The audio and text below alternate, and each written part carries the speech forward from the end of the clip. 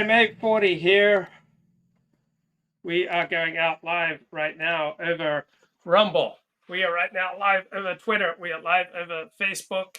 We are live over YouTube. And we are going out live over Odyssey. Let's go. Luke is back. Let's begin with a little bit of analysis from Mark Brauman. More or less pay lip service to the same things. But there is a subterranean aspect to this, which again, I think is the kind of racial subtext, as it were. And so that's, I mean, and again, I think that these are positive developments in Christian, to the extent that Christianity or Christian nationalism exploits racialist feelings, which evidently Christian nationalism does, of course. We see that very explicitly with Nick Fuentes, for example. So a lot of things in life do not follow their stated name. A lot of things in life do not operate according to their ostensible purpose, right? Many things in life do not operate according to their stated ideology. So nationalism and say kinship-based drives and popular movements don't always operate under the term, racial identity or national identity or ethnic identity. Frequently, they claim they're about religion. So Northern Ireland, the conflict between Catholics and Protestants, is not over theology.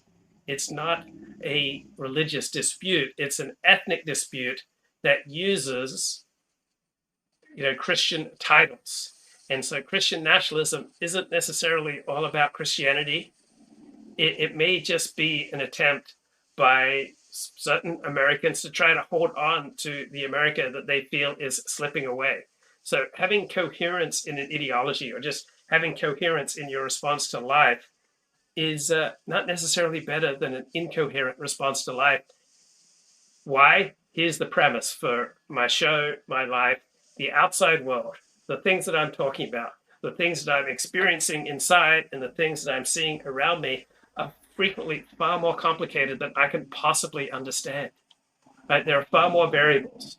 There are far more subterranean, levels of forces that are operating on what I'm seeing or experiencing than I can possibly understand. I can only kind of get glimmers of reality. So I may develop an incoherent response, but frequently the incoherent response is the most coherent response. So how does that make sense? Well, essentially, if your response is adaptive, right? So if it helps you to be more effective in life, if it helps you to sleep better at night, if it helps you to be happier, if it helps you to feel more stable, if it helps you to be more integrated, to operate with all these seemingly incompatible responses to life, then I would say that your incoherent response to life is coherent. So you may put forward a thesis. Okay, let's say you convert to a new religion, and then at the same time, you keep operating in one part of your life in contradiction to that thesis. You develop what seems to be an antithesis. And you just can't reconcile these two things, but you're unwilling to give up either one. You're not willing to give up the religion that you converted to, you're not willing to give up the behavior that your new religion forbids. And so you keep operating in seemingly an incoherent space. But that might turn out to be the most adaptive and coherent response for you, because we're increasingly living in a postmodern world, which means we don't believe that there's any one narrative that is adequate to the complexities of the situation. There's no one overarching ideology. There's no one overarching story that is effective at dealing with this complicated, confusing world around us. And so when a political movement, a cultural movement, a religious movement develops, the most important thing about it is not whether or not it is coherent. All right. So people high in verbal IQ, people with philosophical leanings, all right, they tend to analyze things. Are they logical and coherent? But given that there are almost always so many more variables operating than we can possibly understand, all right, the incoherent response may frequently be the most coherent response if it is adaptive, right? Events, circumstances, situations are constantly changing. If a seemingly incoherent response helps you to be more adaptive, all right? So I live in Los Angeles and there are earthquakes, very frequently in Southern California. So the ground is shifting under my feet. And so there are all sorts of building codes to help, buildings, particularly skyscrapers, the bigger, the taller the building, but also just simple, 2-story apartment buildings have to deal with, building codes and incentives to put safety mechanisms in place so that essentially with the skyscraper, you want it to be able to rock back and forth when an earthquake hits so it doesn't fall over. And so I think that's how we want to be in life. We want to be sufficiently flexible to deal with the earthquakes that life is going to send us. And so if your incoherent response helps you to be happier, more effective, to sleep better at night, to be more integrated, to be more at ease with yourself and other people, then it's probably a coherent response. If a particular ideology meets the needs of a moment, which then allows its followers to be more adapted to reality and to, say, have more children than at a replacement level. And while their opponents, right, they have a much more coherent ideology, but they have fewer children than replacement level. The people who are reproducing, right, they have a more adaptive strategy for life. They are going to become increasingly dominant, while those who aren't reproducing, even though they may have this super coherent, sterling, philosophically pure ideology, they've got a less effective, less adaptive approach to life. And I see this in the news all the time. So there's a general news media and academic bias to an activist administration and an activist Congress. So a do-nothing Congress, that's one of the biggest epithets that you can ever throw at a Congress. What is the difference between reaction and response? So a response, you would hope, is considered. That a reaction is just automatic. And so when you're reacting, external things are controlling you. They're dominating you. External circumstances, people, situations, all right, they are effectively controlling you because all you're doing is reacting to them. But when you take the time to formulate a response, then you will have more of a sense of agency. And a sense of agency is essential for a feeling of happiness. Now, in some sort of philosophical sense, we may not have free will, but to be happy and to be effective in life, it really helps to have a sense of agency. So, for example, I have pretty much always avoided holding down any job or gig that required more than about a 20-minute commute, because having a long commute significantly reduces your sense of agency because you become far more vulnerable to circumstances outside of your control. Like some idiot, right, can clog, destroy the flow of traffic through the 405 freeway.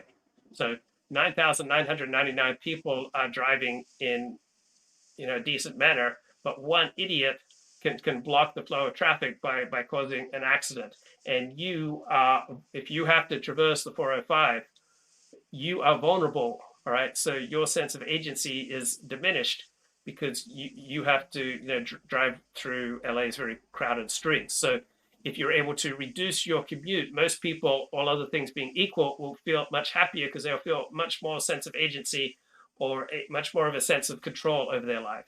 Similarly, people with ADHD, they need constant feedback. So perhaps the reason I do so many live streams is that I yearn perhaps for constant feedback. And so people with ADHD, they may not be well suited for managerial positions.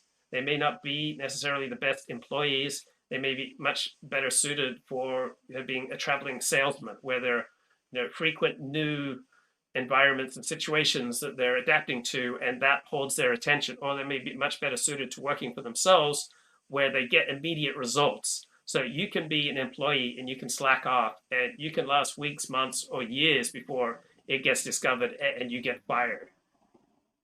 But people with ADHD, they frequently, by their 30s, start moving much more towards a self-employment situation, because when you're self-employed, you have to produce or you starve. You have to produce or you can't pay the rent. And so the people with ADHD having like external reminders right in your face is very important. So I'm not sure that I have ADHD when I've just been reading books on it over the weekend, but I think I have some elements of ADHD. I think I'm well short of a full-on ADHD diagnosis, but yeah, I benefit from constant feedback. I benefit from having to say my thoughts out loud and get feedback on them and get challenges on them and have my facts and logic, shredded if necessary. And so I can then develop a more coherent, more rational, more empirical, more fact-based, more reasonable response to life because you're challenging me and you're making me better. And the number one news story in the world, I think, over the past week has been Kevin McCarthy's struggle to become the House Speaker. And there's this bias I notice in the news media and in academia and among the elites who are generally left of center that the activist agenda is better, right? That our bureaucratic systems, our political process is better when there are people running them effectively and passing legislation. But empirically, passing legislation is not necessarily better for either the people who are passing it or for the country. Right? Frequently, legislation makes the world worse, makes the country worse, and redounds to the detriment of the party that passes the legislation. So, for example, in 2017, when the Republicans were unable to repeal Obamacare, that may have been a political gift for the Republicans. Perhaps what they had to replace it was not better, was not more effective, and so perhaps that was something that got them out of a political hole. So the United States House of Representatives not having a speaker for several days, right, that doesn't necessarily make America a worse place. Right, passing legislation, swearing in new members, right, having the bureaucratic processes of government working is not always necessarily better than not having the bureaucratic processes of government working. A president who passes legislation is not inherently doing a better job than a president who vetoes legislation and is unable to pass legislation. So I know for myself, I've often spent my life feeling like I'm just, running in circles. And so many times I would have been better off doing nothing rather than doing something because the things I was doing were frequently self-contradictory. They were incoherent responses to reality. So I frequently say depression and the resting withdrawal from life and general passivity that accompanies depression is adaptive. It's a much more adaptive response than not being depressed, because when you're depressed, you ponder where you went wrong, how you misjudged reality. You think about new responses to reality that would better serve you, and then you run through these possible scenarios in your mind to see if they would be better responses to reality. So taking time off, I often take effectively, week, 2 weeks, 3 weeks off doing much live streaming, so I can just kind of reflect on what I'm doing, and get some more clarity. Like taking action is not always better than passivity. Like sometimes the best thing is to just sit there. Sometimes the best thing is to just lie there and meditate and engage in interoception and proprioception. So as I understand, interoception is getting in touch with what's going on inside of you. Proprioception is getting in touch with how you're moving. So there's this tremendous bias in the news media that what was going on with the Republicans in the United States House of Representatives was dysfunctional and incoherent. Another perspective is that it's simply democracy at work. Remember, democracy is supposed to be a good thing. And the bargains were pretty much out in the open. So unlike the Democratic House of Representatives under Nancy Pelosi, where much of the conflict between the Democrats in the House was kind of resolved behind closed doors, here the Republicans were doing everything in front of the public. So we got to know much more about the type of deals that were being pulled off. We got to see democracy in action. We got to see the kind of compromises that you need to make to take political power and to try to get things done.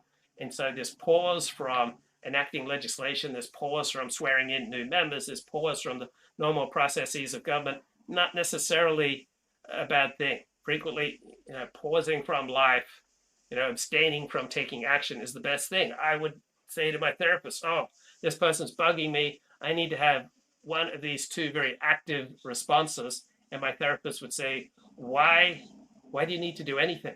And that was absolutely the best response. I took my therapist's advice, didn't do anything. This person became a good friend, he steered me in the direction of a good job, good social occasions, introduced me to people. So I was so much better off by not taking any action against this person who was bugging me. Okay, let's get a little bit more commentary here from Mark Brahman. It is by its nature subterranean. It's by definition subterranean, right? Mm-hmm. Like, because it's both. It is and it isn't, in the sense that which hand is leading the other? Is it a Christian movement or is it a racialist movement, right? Right. And it's both, in the sense that there's a Christian instinct to kind of to exploit or harness this disenchantment among this racialist feeling and to take it in a Christian direction. But there's also people who are thinking racially who are like, well, this is the way in through Christianity, through the kind of cloak of Christianity, as it were, right? Right. So I think they're all ultimately good developments. Yeah, I mean, we'll see. This is actually, remember, you and I we talked about Ant-Man. We did a movie review on Ant-Man. Yeah. And this is basically what Darren Cross was trying to achieve by imitating Ant-Man's technology and like also being able to miniaturize, right? Yeah.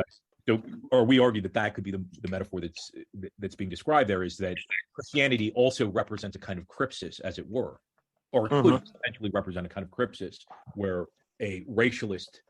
So the world is far more complicated, and we're far more complicated than we can possibly fully understand, and yet sometimes we still have to take action. So how do you take action in a world that is often beyond your ken? And I think one way of taking action is just noticing, is this response helping me to feel more integrated, more effective? Am I sleeping better at night? Or is this my response to reality making me feel less integrated? So this great insight I heard is act as though everybody knows everything. And obviously it's not true, right? You don't know everything that's been going on when I don't have the camera on, as I'm here on vacation in Tenham Sands, Australia. It's currently 9 a.m. in Queensland, Australia. It is January the 8th, 2023. And obviously you don't know everything that's going on in my life. I don't know everything that's going on in your life. But compared to these two attitudes, one is you try to get away with as much as you possibly can, given that you think you can successfully negotiate things behind closed doors, and you're just going to operate that way so you can keep secrets, versus the attitude everybody knows everything, so that when you speak about someone behind their back, right, you expect that it's going to get back to them, right? I find it has a salutary effect on me in general to act as though everybody knows everything. So I'm staying with my brother in Tenham Sands right now, and last night he was talking to a friend, and the friend asked if I was still staying with him, and the brother said yeah, and the friend said, "Oh, good. So you still got one baby in the house." I thought that was pretty good. I got to admit it. Painfully true, but when you hear yourself called by your proper name, you will recognize it. I mean, it shouldn't be offensive to Christianity. People can be nominally Christian, and maybe that's sort of wise in America. Yeah, people are often nominally Christian, nominally Black, nominally gay, nominally Republican, right? We divide people into categories as an economizing device because the world is so complicated. We just want to kind of sort people out into Jews, the Christians, Black, gay, whatever. But people can often have just a nominal allegiance to their title. People are always more complicated.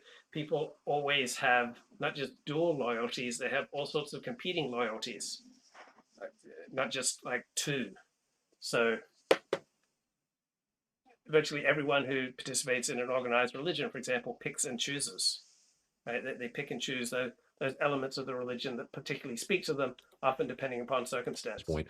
But I don't think that, I think this sort of Bible beating you see going on with like Nick Fuentes' movement, I think that he's capitalizing on a very particular and strange and weird and ultimately kind of marginal thing. Yeah. Trump was not capitalizing on something. Trump was capitalizing on something that was sort of broadly felt and was legitimately populist.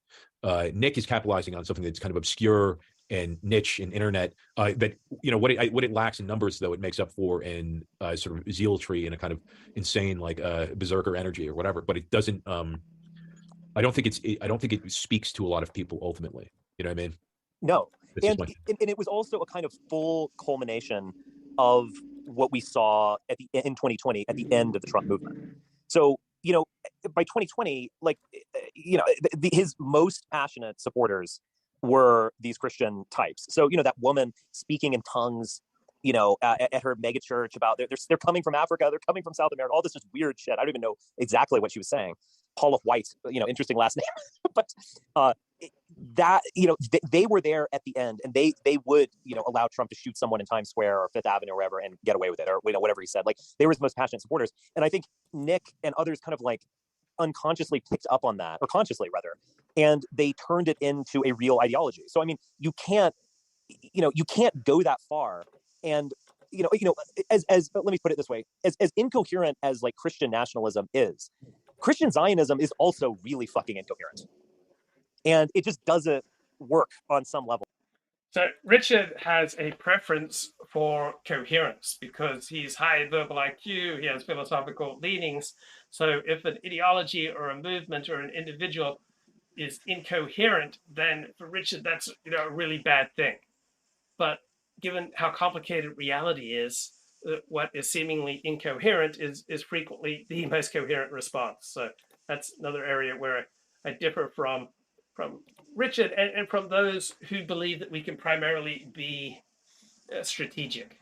Right? It helps to be strategic. We have some capacity for being strategic, but still we're operating in a body which has all sorts of imperious urges. We're operating in complex situations. The world around us is changing. So yeah, I'm all for strategizing, but we can't be dominantly strategic.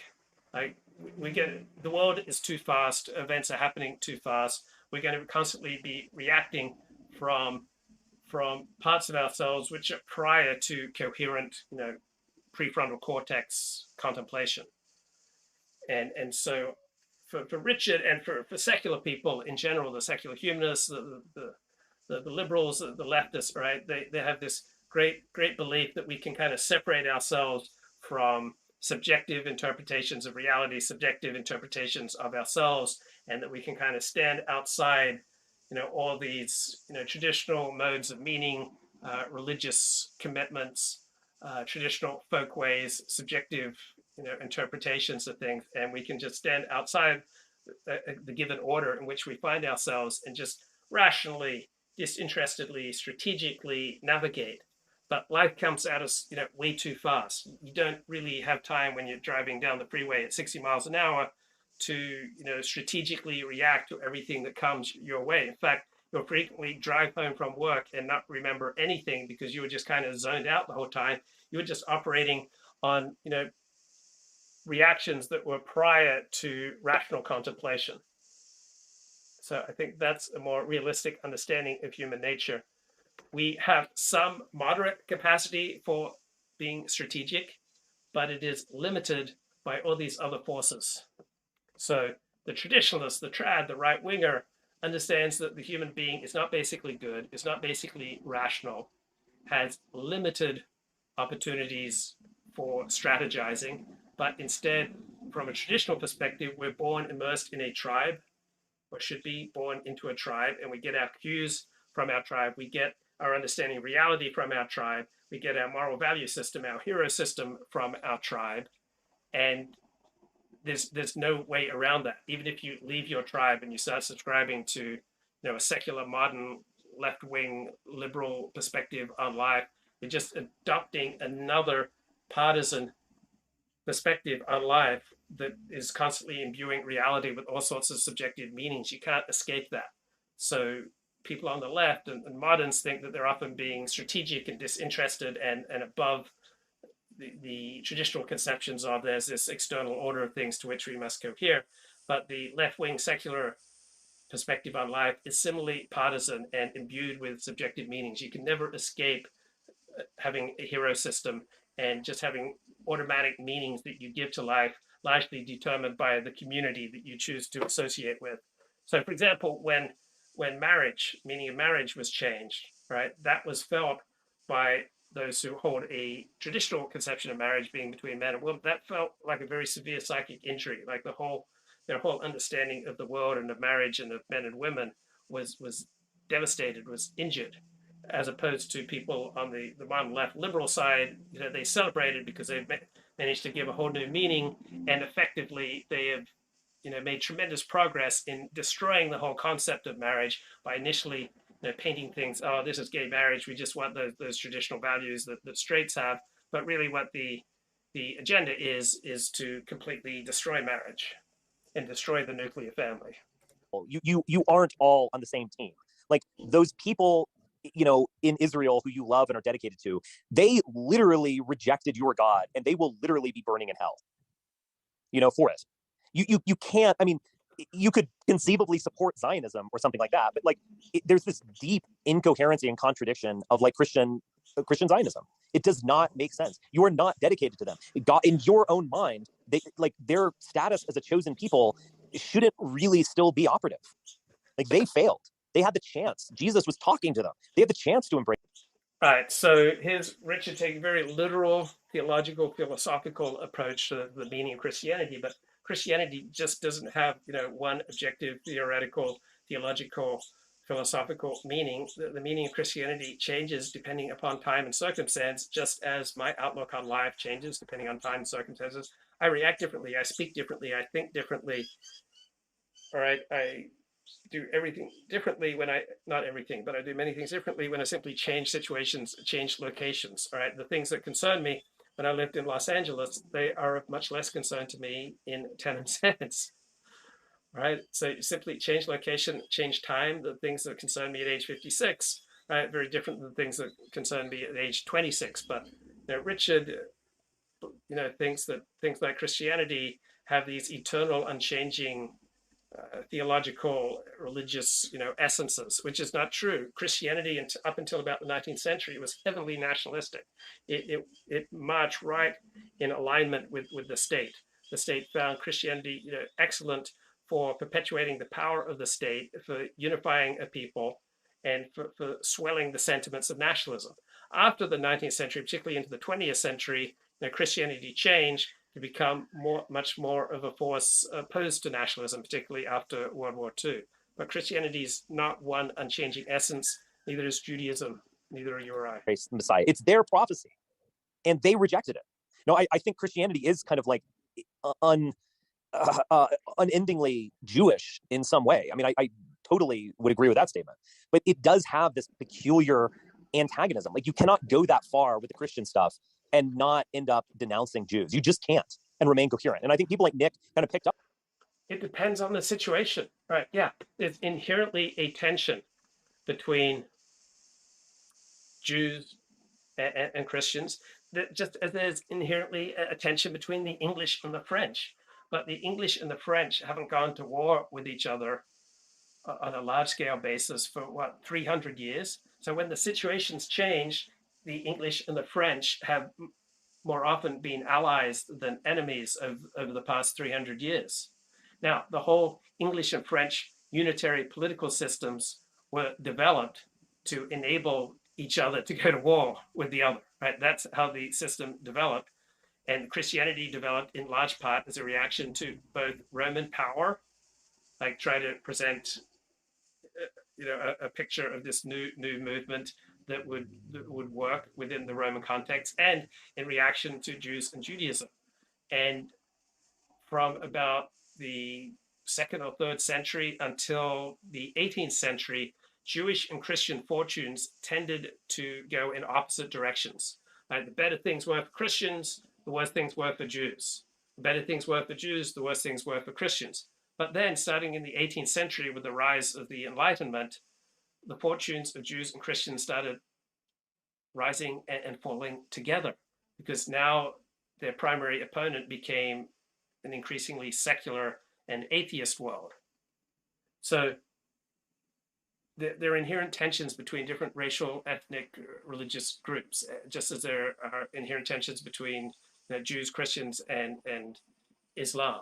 So Christianity, like all new religions, never saw itself as a new religion. It saw itself as the fulfillment, the culmination of Judaism. Jews did not think that way. So yeah, there was an inherent tension between them, the inherent conflict. But how that conflict will express itself will depend upon time and circumstance. Is that the primary conflict that you have to pay attention to? When you're locked in a back alley in a fight for your life, no other conflict matters to you. So we're often limited in the number of conflicts that we can pay attention to. Here's an analogy that I got from the New Yorker that would apply to our lives. So imagine you've got a stovetop with 4 burners, and one burner represents friendship, one burner represents family, one burner represents your career, and one burner represents your health.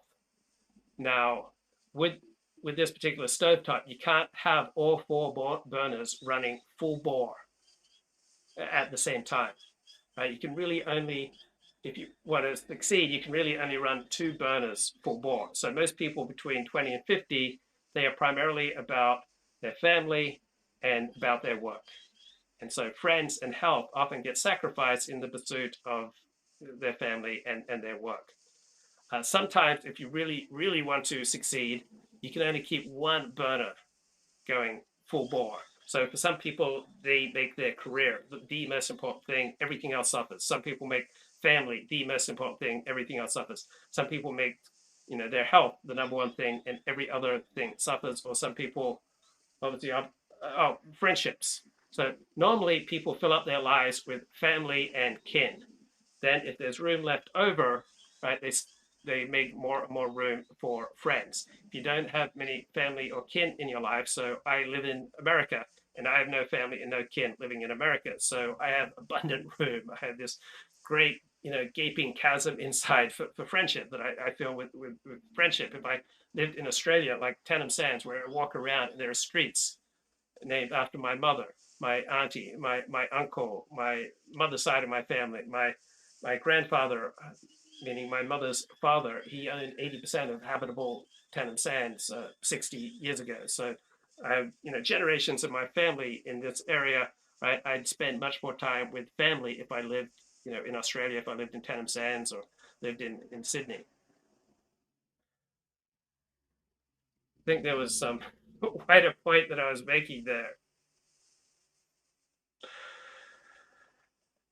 Wayland says, if you're constantly trying to be optical, you'll only lead by being led by those opposed to your ideas. Optics are good, but they are just a tool. Stay in your lane, pedal to the metal, says the chat. Up on that, where they're like, all right, let's bring some little Kevin McDonald into this cocktail. Like, let's spice it up a little bit and really kind of like fulfill the logic within this. And they're not, like genocidally anti-Jewish. I think they genuinely want Jews to convert to Christianity. That is the right thing. That's what they want. And I think that they believe that Jews would be fundamentally changed by doing that. But it kind of had to end up that way. And I don't know, maybe there's a bit of an opening for like the old Trump of, the Trump of 2016. We none of us cared about this. We all were just kind of like, we don't care about the fucking like gay marriage issue. Let's like secure the border right now. That's how we thought. Plenty of people care about the gay marriage issue, right? There was no possible path forward to reverse the decision, but people still care about it. It may not be a winning political issue right now, but for anyone with any traditional leanings, defining marriage as being between 2 men or 2 women it's experienced by anyone with traditional leanings as a psychic wound. Oh, that's how we talked. And a lot of that got lost at some point. And it no longer was really about like a racial issue. It was no longer certainly about immigration. It was no longer about populism even. It was a religious movement at the end. Yeah, but I mean, ultimately, these Christian nationalists are still like kind of surfing Trump's wake. So in other words, yes, no doubt. And ultimately, Well, Donald Trump, sure seems like the most secular anti-Christian president given his lifestyle, but he very smartly marketed himself to Christians with the sentence, "If I'm elected, Christianity will have power." Right? He ran on that, and he delivered on that. And so he didn't have to say all the Christian platitudes. he said Christianity will have power, and that's exactly what happened, and that's why he retained the overwhelming support of evangelical Christians. So if you give people what they want, what they most want, don't necessarily need to say the platitudes that they like to hear. Racialism is, whether explicit or implicit, and it's been implicit, of course, it's been implicit and not explicit, but that's the host, or that's the big thing that everyone wants to get on. And Christian nationalists need that, but it doesn't need them ultimately. You know what I'm saying? Yeah. And in fact, if it features them too saliently, they become a liability, right? Yes. Because then it just goes to crazy town. So, and I think Trump had the kind of the perfect formula when he ran, of course. It was the kind of perfect storm, as it were. But his strategy, I think, was perfect in 2016. Okay, so we had a Republican arrested recently for ballot harvesting. You notice after I think I made a prediction that there would be a ballot harvesting scandal. Well, the day after, in our last episode, the day after I made that prediction, there was a ballot harvesting scandal. I meant to mention that along with with a small one in Rensselaer, New York. One guy pled guilty, but the point is the incentive to cheat is pervasive, and it goes to the lowest levels where it can't be tracked. So some guy wandering to the election office with the ballots he's harvested just happens to drop the ones from the Democratic or Republican district in a trash can. Gee, how do you trace that? You don't. So, occasionally they catch people at low levels and they indict them and they plead guilty. I expect a steady drumbeat of these things. And luckily it was a Republican scandal. Good. Republican pled guilty. So that means the Democratic press might be interested in reporting it. Who knows? Okay. Well. Okay, that's worth keeping an eye on. I'm unaware of any evidence that voter fraud plays a significant role in American elections over the past 40 years, the major American elections. I think there was a House of Representative election that had to be rerun because of voter fraud. But generally speaking, I side with the conventional wisdom that voter fraud is not one of the most pressing issues confronting the nation. All right, let's get a little bit more here from I haven't even bothered to really do the research, but this is recommended by Peter Beinart. Okay, here's the tweet. Okay, let me. He not come up because I'm gonna have to get critical here. What did she say? But I forget I forget. I don't think anything. He went off in that direction. Trying to cue everything up. Which is probably a mistake. No, that's the classic American brunch place. I wonder if it's still there. It's so gay. It's like totally gay. Oh, it was 17th Street. Maybe he didn't want to go to a gay place. You ever have the cheesesteak? He's a politician. Ever have the trio cheesesteak, Mickey? No, I love the trio, but it's a gay greasy spoon. So it's like may not be what he went off in that direction. So he's still alive. So he survived the trio. Talking about the former British Prime Minister Gordon Brown, Mickey Kaus ran into him in Washington, D.C., and the former Prime Minister asked Mickey where could he get eggs for breakfast. And so Mickey directed him to this gay greasy spoon. Trio is exactly where you should have sent him. Okay. Good work. I wonder if it's still there. I don't know. I wonder what the character of 17th Street is now. Do you realize how far east the gentrification has expanded? Yes. It's crazy. Anyway. You had some SBF angle. That was a tiny, I haven't even bothered to really do the research, but this is recommended by Peter Beinart. Okay, here's the tweet that Peter Beinart said, check this out, like it's worth your time or something. Now I know who you take orders from. Well, Peter has, he's a responsible citizen. I take orders from Steve Miller, you take orders from Peter Beinart. That says everything about us. I don't apologize for that. He's, so anyway, it's a tweet from Max Berger. I should know that name, right? Is there a Max Berger whose name I should know? You should, but I don't know. I forget why. Anyway, he just says, I spent some time looking into SBF's political giving, and what I found was pretty shocking. SBF was collaborating with AIPAC and Trump supporting billionaires to stop the growth of the squad and the electoral left. Now, I haven't looked into this deeply. It's maxberger.substack.com if you want to look into this, which I haven't. The headline is SBF and the Injustice Democrats. But I think the idea is that a lot of the money that he spent on Democratic candidates was to influence the outcome of Democratic primaries. And apparently, among the people he didn't want winning were people critical of Israel. Well, if he is pro-Israel, that adds a new dimension to what we know about him. And it's a dimension that would tend to be downplayed by the press because it feeds into an anti-Semitic trope, of course. Mm-hmm. So that's very interesting. I don't know if it's true or not, but it'd be interesting if it's true. Speaking of that, there was some tweeter. If the profile picture was accurate, she was like a black woman who had, I think a lot of followers. I think she was somebody prominent, but I hadn't heard of her. And she got kind of widely accused of anti-Semitism, which I thought was kind of a rush to judgment, because what she did was she said, it's like, about Sam Bankman-Fried, sometime after the scandal broke, it's like, wow, you can tell a lot from a name, can't you? And the guy's name is Bankman, And Freed, who looks like Fried. I mean, you could be thinking a lot of things, but the first thing I thought was myself. Sam Bankman-Fraud. Exactly. That's the first thing I thought of as the joke, the obvious joke. Now, she didn't say that, but I mean, people were acting like there was no possibility that she meant it innocently. I don't know, Bob. I'm the least sensitive to anti-Semitism of But you say lock probably her most up. people. No, I think the most logical explanation was an anti-Semitic explanation. Yeah, That's what I mean. You say lock her up. I don't know. Maybe I'm too lenient, but since Bankman, you know, he was a bank man, right? That occurred to me immediately. Freed, I don't know. I think I wouldn't. I think you're. The other thing is, no, but there's arguing for a losing cause. There's another reason I say this is because those of us who didn't grow up on the East Coast didn't grow up automatically knowing what a Jewish name is. When I was 18 or 19, if you had showed me the name Freed, I wouldn't, you know, and I don't know, Bankman, is that a Jewish name? Freed, I now recognize often is, but Bankman, is it? No. It's not a common name. And my point is, this is, I think people in all kind of cultural realms tend to overestimate the likelihood that other people grew up sharing their assumptions. And I'm just telling you, it's like, it turns out I discovered after childhood that some of the people I'd known were Jewish. Nobody pointed it out at the time. It's like there was a girl in 5th grade. You know, one thing that happens when you are in the, if your parents are in the military, sometimes you will encounter a kid twice in your life in separate. And in this case, it was in Virginia in 5th grade, Texas in 9th grade, and her last name was Weiss. And for whatever reason, it became apparent to me in high school that she was Jewish. But when I was in 5th grade, nobody, you know, it just wouldn't have occurred to me. Whereas I think on the East Coast, it would have occurred to you, right? But like, if this person's a professor whose quotes get cited in the media, I guarantee you she knows what a Jewish name sounds like. Wait, this person is what? This person is not somebody who is in your position in Texas. Whoever's accused of anti-Semitism is a professor at a college who knows what a Jewish name is. No, she's not a professor at a college. I thought you said she was a professor. No, all I said is she's some person on Twitter who seemed to have a lot of followers. Oh. A person on Twitter who seems to have a lot of followers probably knows what a Jewish name is like, too.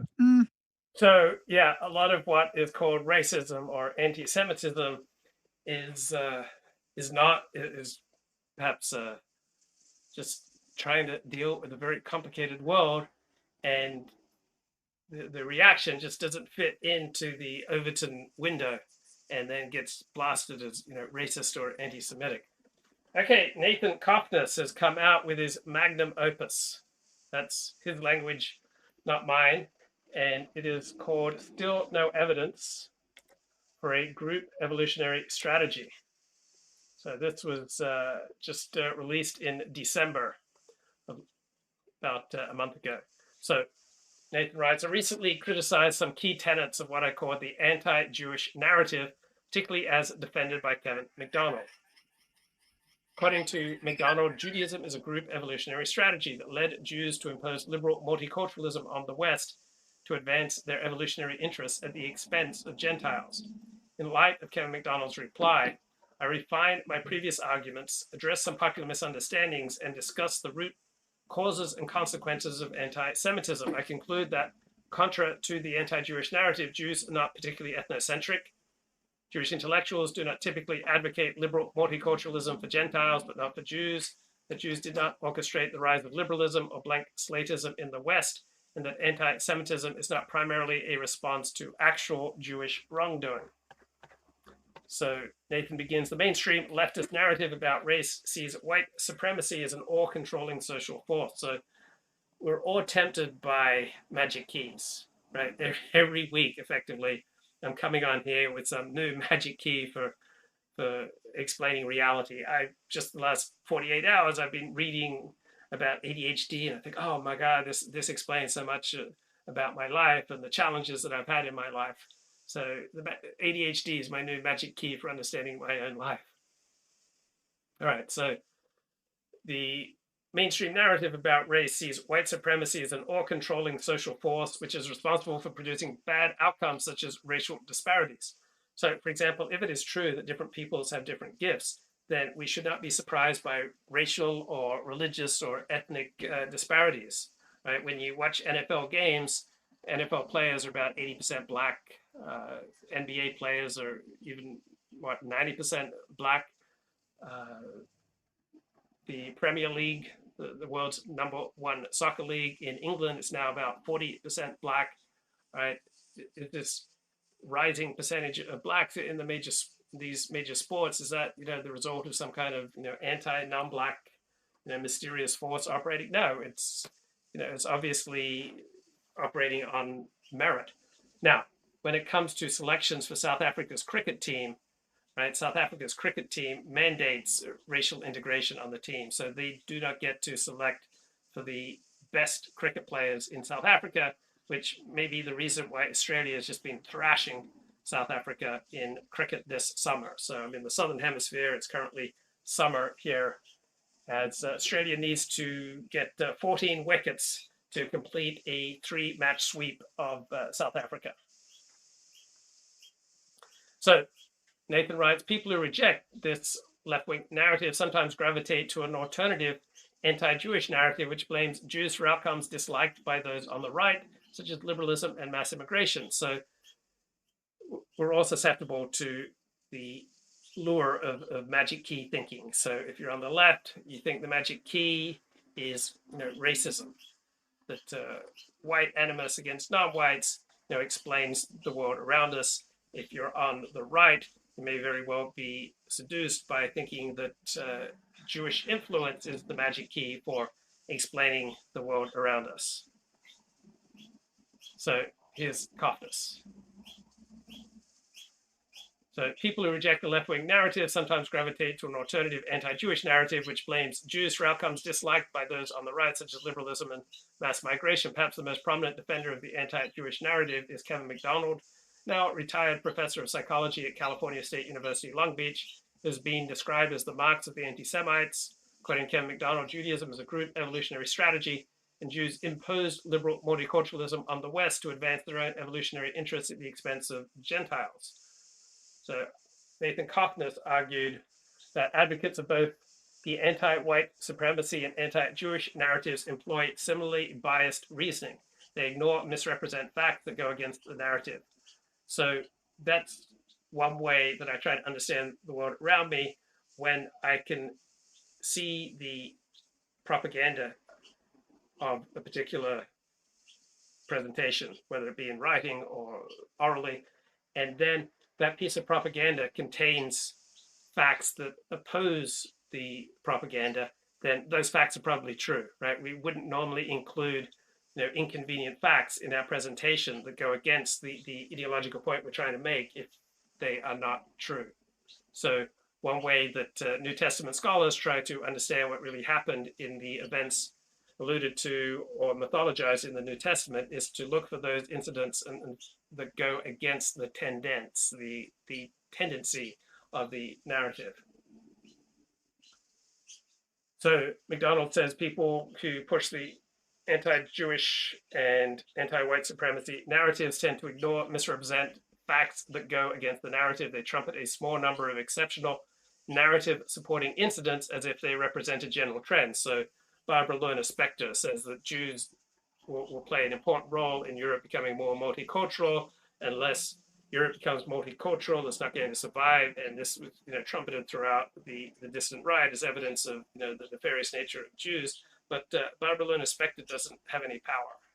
Right? She's just a Jew in Sweden running a very small non-governmental organization, just sharing her opinions. And they reject more reasonable explanations for the phenomena they seek to explain. So yeah, if you have a more accurate, more predictive, and more simple explanation for what's going on, that's more likely to be the accurate one. I challenge three key tenets of the anti-Jewish narrative. This is Nathan Cofnas writing, which have been defended by Kevin McDonald. A, that Jews are highly ethnocentric. B, liberal Jews hypocritically advocate different policies for Jews and Israel as opposed to Gentiles and Gentile countries. And C, Jews are responsible for liberalism and mass immigration to the United States.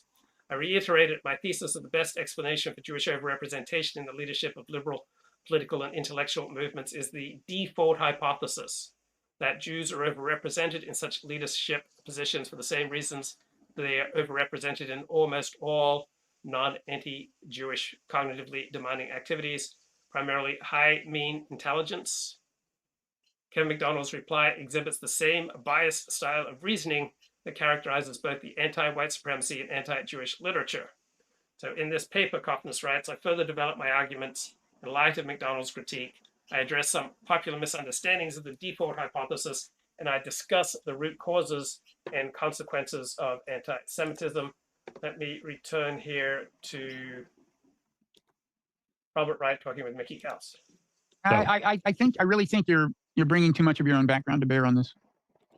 I say if I say something's anti-Semitic, it's case closed. It has to be anti-Semitic. What's the equivalent of that for me? What is it like? What am I the last word on? Like if I say somebody is not a neocon or something. I have no empathy for that person. They're a bad person, and we should fight them aggressively. If I say somebody's not in the blob, they're not in the blob. Right. So Jason DePaul had this strange article on 2 positive trends. Jason DePaul is like a reporter on the Times, one of their best reporters because he gives both sides their shake.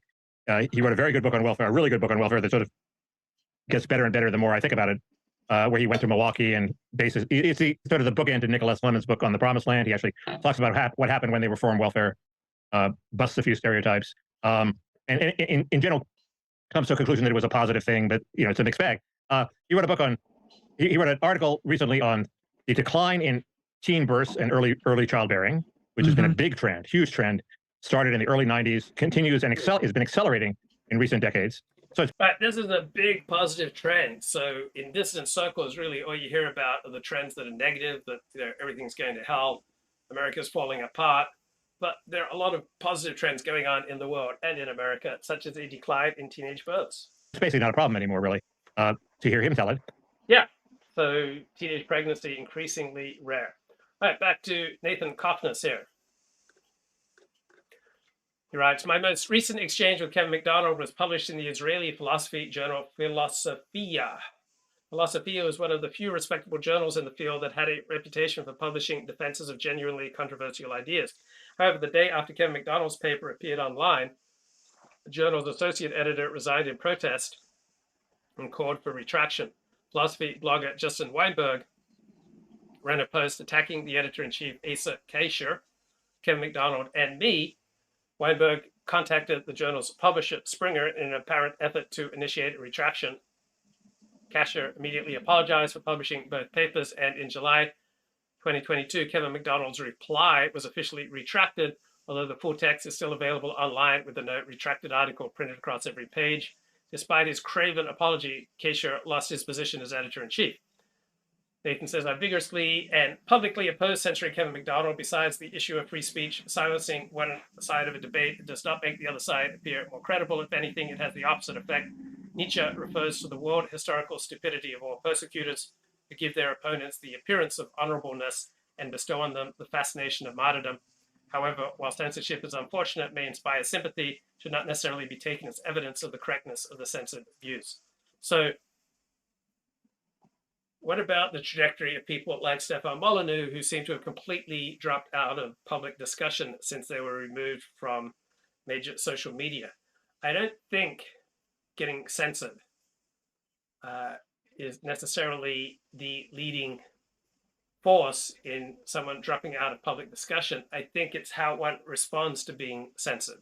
So I haven't seen all or almost any of Stefan Molyneux's content over the past 3 years, but I'm going to wager if he has dropped out of public discussion, it's because he has not produced content that is particularly relevant or important to ideas being discussed publicly, because he still is producing content on his free domain website and on Odyssey and other dissident sources. So he's pumping out content, but a lot of people, when they encounter a setback, it's just absolutely devastating for them. They just absolutely crumble. Some people are just brilliant in certain circumstances. Those circumstances change and they become a mediocrity. And much of one's success in live streaming comes from charisma, which is the sense that you give energy to people. People tune in, they get energized by watching you and listening to you. And then the live streamer gets energy from the number and the quality of the people who tune in and the discussion that ensues. So the more energy and enthusiasm the live streamer has, the more people watch, get energized. You've got this beneficial cycle going that propels charisma. Another explanation of charisma is that it's the appearance that someone's doing something that's impossible, that they are creating something unprecedented. And so more and more people tune in to see someone doing the impossible. As more people tune in, the live streamer doing the seeming impossible gets more energy from the number of people who tune in, gets more money, he gets more feedback. As his audience grows, his confidence grows. And so you've got this virtuous cycle building back and forth until eventually he implodes. So it's hard to sustain a live streaming career, right? People tend to shine brightly for a few months, and then their career just tends to implode if it is primarily based on charisma. So here's Nathan Cofnas writing about group evolutionary strategy versus the default hypothesis. Kevin MacDonald argues in his 3 books on Judaism, the people that shall dwell alone. What was the third one? I'm blanking on the names, but Culture of Critique was the third one. So he published these 3 books. Final books were published in 1998, arguing that Judaism is a group evolutionary strategy. He argued that Jewish intellectuals promote liberalism to undermine Gentile societies and advance the evolutionary interests of Jews. He said that Jews were a necessary condition for the triumph of the intellectual left in 20th century Western societies. So Cofnas came back with the default hypothesis to explain Jewish overrepresentation in the leadership of liberal intellectual movements. I think, who's the psychologist at Harvard University? Steven Pinker may have come up with the name default hypothesis, though the ideas behind default hypothesis came from Nathan Cofnas. Is that a water bottle or some weird Aussie beverage? Well, this is obviously not my water bottle. I'm traveling, so I am adapting and taking many other people's water bottles and more when I'm on the road. So now I normally don't swig out of a very feminine water bottle, but circumstances have changed. I have to adapt to changing circumstances. It's much better than having an open cup that I can knock over. It doesn't provide me with all the hydration that I need. So Cofnas says Jews are overrepresented primarily because of high average IQ and secondarily because of their concentration in influential urban areas that allow them to capitalize on their effort. So in and of itself, how much would high average IQ among Ashkenazi Jews account for disproportionate Jewish representation? It seems to me something like 50%, 60% is accounted for simply by high average IQs. Jewish political influence has skewed left in recent history, mainly because right-wing movements have been disproportionately anti-Semitic. Jews have been overrepresented in virtually all non-overtly anti-Semitic intellectual activities. Despite being a fraction of 1% of the world population, Jews have been 44% of world chess champions. So you don't get to be a world chess champion by ethnic networking. 25% of Fields medalists, meaning the Fields medal is a medal given for the great new mathematician. So again, you don't get a Fields medal by ethnic networking. There are 24% of winners of Japan's Kyoto Prize. Obviously, the people who decide Japan's Kyoto Prize are overwhelmingly not Jewish. It's not something you can attain just by ethnic networking. Jews comprise 26% of Nobel laureates in physics, 26% in physiology or medicine, 39% in economics, 19% in chemistry, 14% in literature, 8% in the Nobel Peace Prize. So someone suggested that the high number of Nobel Prizes awarded to Jews reflects Jewish influence over the selection process rather than the merit of the laureates. It's worth noting that Jews are considerably more likely to win prizes in the sciences, which have relatively objective standards of accomplishment rather than in peace and literature. So this is the opposite of what we would expect if Jewish nepotism was a significant factor. Also difficult for the nepotism theory to explain is the fact that Jews win the Japan-based Kyoto Prize at roughly the same rate they win the Western-based Nobel Prize and Fields Medal. So many of the most prominent figures in art, business, and politics are Jewish. With respect to politics, Jews are frequently the leaders of movements with radically opposing aims, such as libertarianism and socialism. So the default hypothesis says that Jews are overrepresented in liberal intellectual movements for the same reason they are overrepresented in other intellectual activities. I argue that the evidence, in fact, supports the default rather than the group evolutionary strategy hypothesis. And Kevin MacDonald admitted that the group evolutionary strategy hypothesis didn't provide either predictive or particularly explanatory power. So Cofnas explicitly stated that Ashkenazi Jewish IQ, which is something like 110 to 112 on average, as opposed to the average European, which is around 100, or the average Eastern Asian is around 105. It's not enough to explain Jewish achievement in and of itself. Cofnas suggested that besides a geographic advantage, so Jews tend to disproportionately live in large urban areas where you're going to have much more influence on public policy than if you're living in remote country areas. Cofnas suggested personality traits could also play a role in Jewish success. So there may be more effective and less effective personalities. So if you're highly introverted, you're less likely to be an effective personality. If you're low in conscientiousness, you're less likely to be an effective personality. If you're low in openness, less likely to be an effective personality. If you're very low in agreeableness, you're less likely to be an effective personality. If you're high in neuroticism, you're less likely to be an effective personality. So an effective personality is going to be someone extroverted, someone open to new experiences, highly conscientious, low in neuroticism, and moderate to mild in agreeableness. Getting back to Nathan Cofnas, says Glib Medley, it's like completing the reading of the Talmud and starting over. Hazak, hazak. That's what we say. From strength to strength when you start going through the new Torah reading cycle or the new Daf Yomi Talmud reading cycle. Okay, so there may be no better friend to the Jews than our friend Ricardo, and he says, I don't normally care for politicians' speeches, but this one from Representative Rosendale yesterday was amazing. Sad to watch 90% of the GOP representatives not applaud when he speaks. Just goes to show how corrupt the vast majority of both parties have become. So let's take a look at this speech here that Ricardo finds so amazing.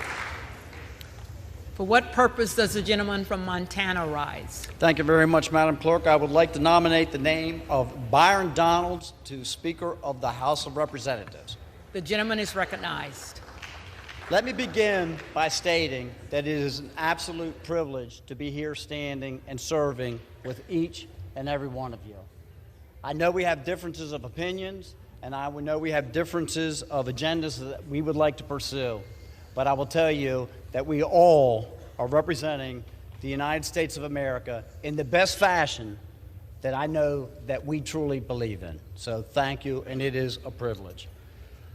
When I walk out every evening from the Longworth office building, I will tell you that as I look back on the Capitol with the lights gleaming upon it, that I recognize the honor, the privilege, and the responsibility that each one of us has taken on to be in this place that we are right now, and the obligations that we have to the districts that we represent back home.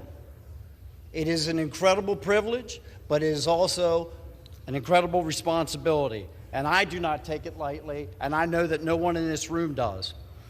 We are participating in a system that has endured 247 years, through drought and through flood, through world wars, and through a mental abilities which may be genetically or culturally transmitted that contribute to success in any given domain.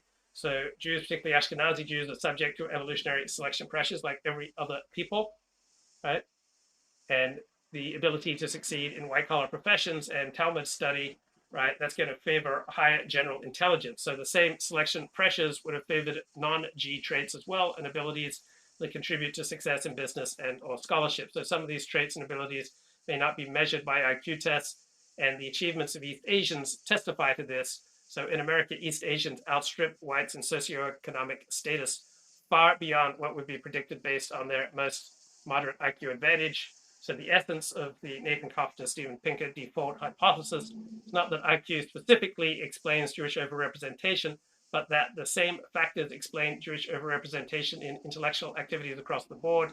Jews are not overrepresented in chess, physics, computer science, literature, and the leadership of the libertarian movement for one reason, such as cognitive ability, and overrepresented in the leadership of liberal intellectual movements for a completely different reason, group evolutionary strategy. Since IQ is not sufficient to explain Jewish overrepresentation in the former activities, the default hypothesis predicts it will not be sufficient to explain it in the latter either. So I am very excited This stream is now conceptual art. Look, we don't hear you. Look, no, it's still muted. Ah!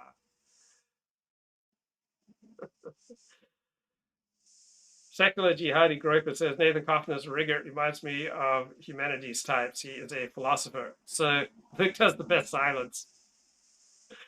I've seen this before. I think it's a bit. Who was Luke talking to? I was an idiot. I screwed up. That's the explanation. So philosophy graduate students, on average, compared to any other academic department, have the highest verbal IQs. Just when it gets potential, stream goes mute. Boomer Luke. And I'm honored to have Virtual Pilgrim here. So very, very smart comments in the chat. Virtual in the comments to many of my videos. Virtual Pilgrim says Stephen Crowder says America is not a people, it's an idea. I am not an idea. Yeah. So you go to the preamble to the U.S. Constitution, right? The whole point of this Constitution is for ourselves and for our posterity. So people, though, approach this issue as though saying America is an idea, one is saying that it's nothing else, right? So to steelman the argument that America is an idea would be to say, yes, America is a particular people, America is a state, America is a nation, America is perhaps an empire, and on top of all that, America is an idea. So people don't always say what they mean or try to give, a comprehensive overview. So you can have nationalism that is based on ideas, right? And in certain times and places, like right now, it is much more socially acceptable to articulate an ideological type of nationalism. But there may be other strands to your nationalism that it is less socially acceptable to articulate, which may be much more powerful in your nationalism, but you're incentivized not to articulate them. So your nationalism may be based on racial, ethnic, kinship, religious ties, but you just articulate the ideological component of nationalism because that's the articulation that is most incentivized. So just because someone believes in, say, a kinship-based version of nationalism does not believe they do not also believe in the religious and possibly ideological component of nationalism. Just because you believe in civic nationalism and you don't say anything about kinship-based nationalism doesn't show that you don't strongly believe in kinship-based nationalism. Just simply may represent that at this particular time and place, standing up publicly for kinship-based nationalism is heavily disincentivized. So a kinship-based nationalism is not contradicted by overviews of above ground articulations of ideological nationalism or religious inspired nationalism. And just because you argue for, say, Christian nationalism does not mean that you don't recognize the importance of kinship-based nationalism. That's simply not a type of nationalism that you're incentivized to articulate right now. Wow, I was muted for like 5 minutes, 10 minutes. I apologize. That was disrespectful to you.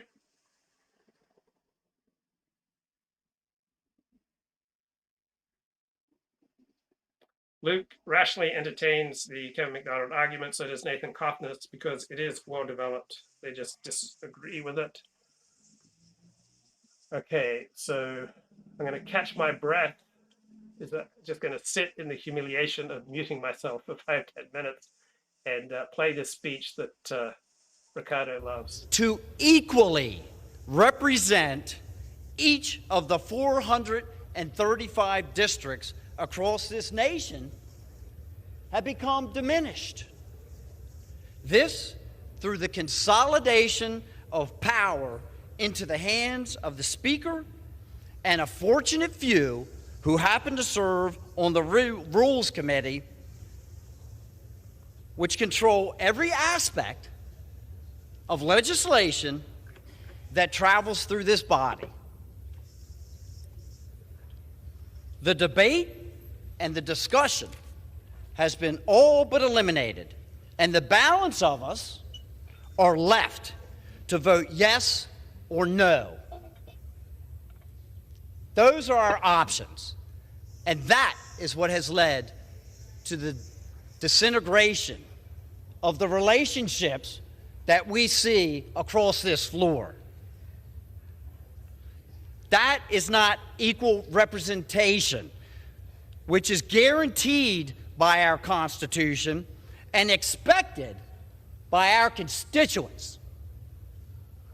We have had more discussion and debate over the last 3 days than I have participated in on this floor for the last 2 years. And it's healthy. It absolutely promotes the collegiality that everyone is striving to obtain. We're having discussions not just within our own party, but amongst each other as we walk. Yeah, sometimes it's best to mute disagreements or to ignore disagreements. Sometimes it's better to get them out in the open. And it's not like one strategy is inherently better than the other. Depends on circumstance, depends on the individual's concern. I don't think it's a disaster for Republicans that they've had, this week of conflict over Kevin McCarthy. All right, back to Nathan Cofnas here. Kevin McDonald points out that Jews in the West act differently from overseas Chinese in Southeast Asia, which he apparently sees as evidence that Judaism is a group evolutionary strategy, whereas there has been a strong trend for American Jews to have a very large influence on the media, the creation of culture, information in the social sciences and humanities and the political process. This has not happened with the overseas Chinese in Southeast Asia, despite their dominating position in the economies of the region and their high average IQ. The overseas Chinese have not formed a cultural elite in Southeast Asian countries and not concentrated their efforts on media ownership or the construction of an adversarial culture. But again, the default hypothesis, as Cofnas, does not claim that IQ is the only determinant of behavior. There are obvious reasons why Jews and overseas Chinese would act differently. So in Southeast Asia, the diaspora Chinese are known as the Jews of Asia. First, there are profound cultural differences between the West and Asia. The West has a strong tradition, which goes back to the Enlightenment, of intense public debate about questions concerning political philosophy and human nature. So an American was hosting someone from Japan, and they were watching the McLaughlin Group. And the American asked him, are there shows like the McLaughlin Group in Japan? And the Japanese person said, no, we basically have consensus on everything. But in the West, intense public debate about ultimate questions is who we are, right? And these debates were initiated by European Gentiles, though later Jews became important participants. People from traditional societies, which include most Chinese, and from cultures with strong kinship-based institutions, tend to be much more collective and conformist, and they do not have this tradition of debate. Second, there are significant differences in the psychometric profiles of Jews and Chinese. Yeah, different groups have different gifts. Jewish intelligence is more verbal, Chinese intelligence is more spatial. On average, Jews have lower spatial reasoning ability than white Gentiles, which is why we're frequently surprised when, say, a Jew enjoys, working on car mechanics. Jews tend to have much higher verbal ability. Since people gain political and cultural influence mainly with words, verbally tilted Jews in the West are bound to have more influence in these domains than spatially tilted Chinese in Southeast Asia. So in America, East Asians, including the Chinese, are wildly overrepresented at the highest levels in STEM, in science, but they have not come close to attaining the cultural influence of Jews. Kevin McDonald should have no problem accepting this point, since he himself has said essentially the same thing. According to Kevin McDonald, back in 1998, Jews will not be outcompeted by Asians for social status, not only because their mean IQ is higher, but more importantly because Jewish IQ is skewed towards excelling in verbal skills. The high IQ of East Asians is skewed toward performance IQ, which makes them powerful competitors in engineering and technology. Jews and East Asians are thus likely to occupy different niches in contemporary politics. Right? That's Kevin McDonald, 1998. So the observed Jewish-Chinese differences are exactly what we should expect based on their different suites of abilities, and they pose no challenge for the default hypothesis. Jewish ethnocentrism. So a core tenet of the anti-Jewish narrative is that Jews are more ethnocentric and concerned with racial purity than white Gentiles.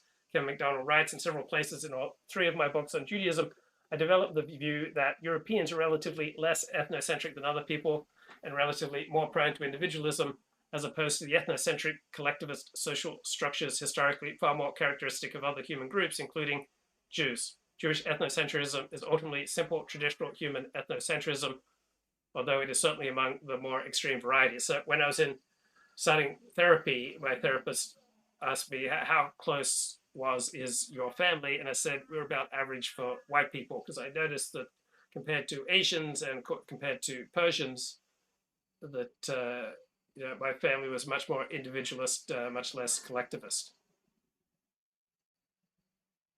So Kevin MacDonald says that his basic proposal is that Judaism can be interpreted as a set of ideological structures and behaviors that are resulted in 4 features, the first of which is the segregation of the Jewish gene pool from surrounding Gentile societies. Now, intermarriage with a Gentile is equivalent to defection from the group. Kevin MacDonald wrote in 1998. He says that contemporary Western Jewish groups often go to great lengths to discourage intermarriage. Judaism continues to show extraordinary ideological flexibility in achieving the goal of legitimizing the continuation of Jewish group identity and genetic separatism. Important consequence of the Jewish-driven cultural changes, one likely to have been an underlying motivating factor in the counter-cultural revolution, and it may well be to facilitate the continued genetic distinctiveness of the Jewish gene pool in the United States.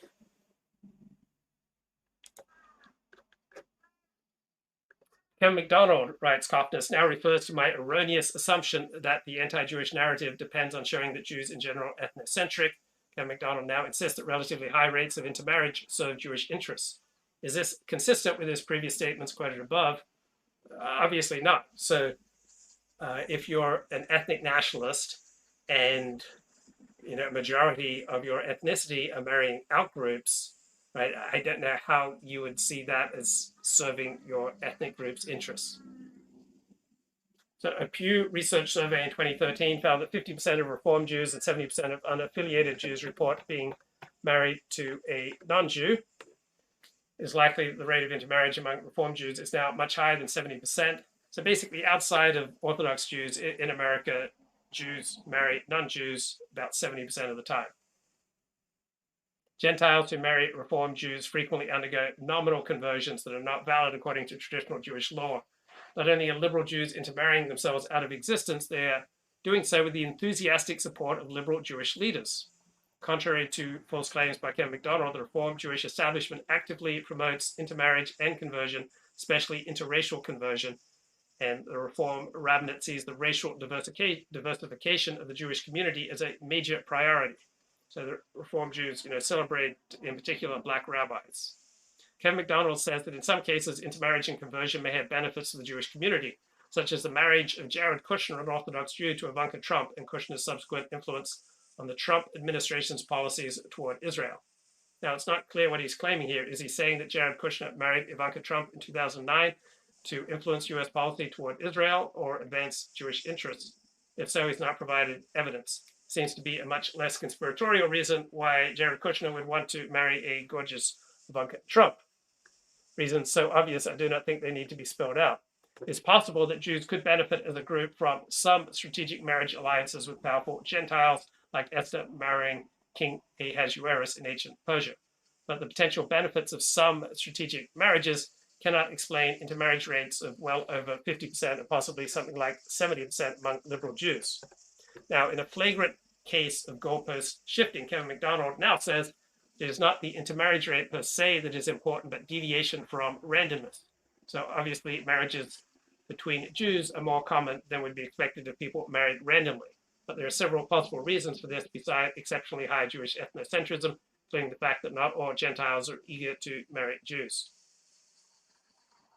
Kevin MacDonald acknowledges that intermarriage is indeed quite high within the contemporary American Jewish community. It's not clear how this jives with the theory that our socio-political system was designed to advance the Jewish group evolutionary strategy, one of the main goals of which is to ensure the segregation of the Jewish gene pool from surrounding Gentile societies, according to Kevin MacDonald.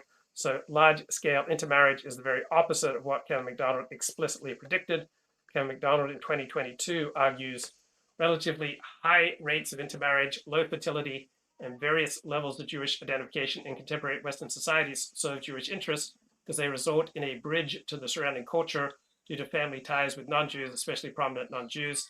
This is especially the case since there remains a highly fertile core of conservative and Orthodox Jews who overwhelmingly reject intermarriage. So note that high rates of intermarriage and low fertility are never said to be part of the group evolutionary strategy before I drew attention to these phenomena. Leaving that aside, it's Kevin MacDonald saying that Jews consciously pursue marriage with Gentiles to create bridges to the surrounding culture that serve Jewish interests. If so, he hasn't provided evidence for this. Is Kevin MacDonald claiming that the practice of rampant intermarriage is a cultural adaptation, perhaps the result of cultural group selection that benefits Jews without their being consciously aware of it? He hasn't provided any evidence for that either. Nor has he provided evidence that mass intermarriage, which is leading the secular Jewish community to disappear, actually benefits Jews at all from a group evolutionary perspective. Seems to suggest that there is a kamikaze strategy among secular liberal Jews to intermarry themselves out of existence to protect a highly fertile core of conservative and Orthodox Jews. But what is the evidence for this? Do liberal Jews show any interest in promoting the interests of Orthodox Jews? Do liberal Jews donate money or give significant political support to the Orthodox Jewish community? It seems that Kevin MacDonald is simply spinning an evidence-free story to avoid confronting facts that make no sense according to his theory. Let me play a little bit more from this politician who Ricardo endorsed. Walk around and start planning for the legislation that we will need to address over the next 2 years in the 118th Congress, that sooner or later, yes, sooner or later, we will begin to function as. Those are the good days. And guess what? Our constituents think, as they watch us on C-SPAN today, that this is how every day functions. They think that this is how every bill gets addressed in this body. And they will be shocked to learn, the ones that you have not disclosed the little nasty secret to, that unfortunately, that's not how it works around this place. That under the current rules. So Big Guy has a great comment in the chat. How could Jews have survived as a distinct people without being highly ethnocentric? So in some circumstances, Jews have been highly ethnocentric, usually in circumstances where the non-Jews around them were highly ethnocentric. In other circumstances, such as when Jews enjoyed positive relationships overall with the non-Jews around them, when the non-Jews have not been terribly ethnocentric, Jews have not been terribly ethnocentric. So non-Jewish Americans are not, in general, terribly ethnocentric, and Jewish Americans, in general, have a similar low level of ethnocentricity. So Jews frequently react to the surrounding culture, right? Jews are continually influenced by surrounding culture, and levels of ethnocentricity, it would make sense, would rise or fall depending upon circumstance, but largely depending upon what's the attitude of the non-Jews around you. So Jews in Western Europe, even after they moved to the United States 2 or 3 generations later, tend to have much more positive reactions to non-Jews, because Jews in Western Europe, generally speaking, liked and respected the non-Jewish societies in which they lived.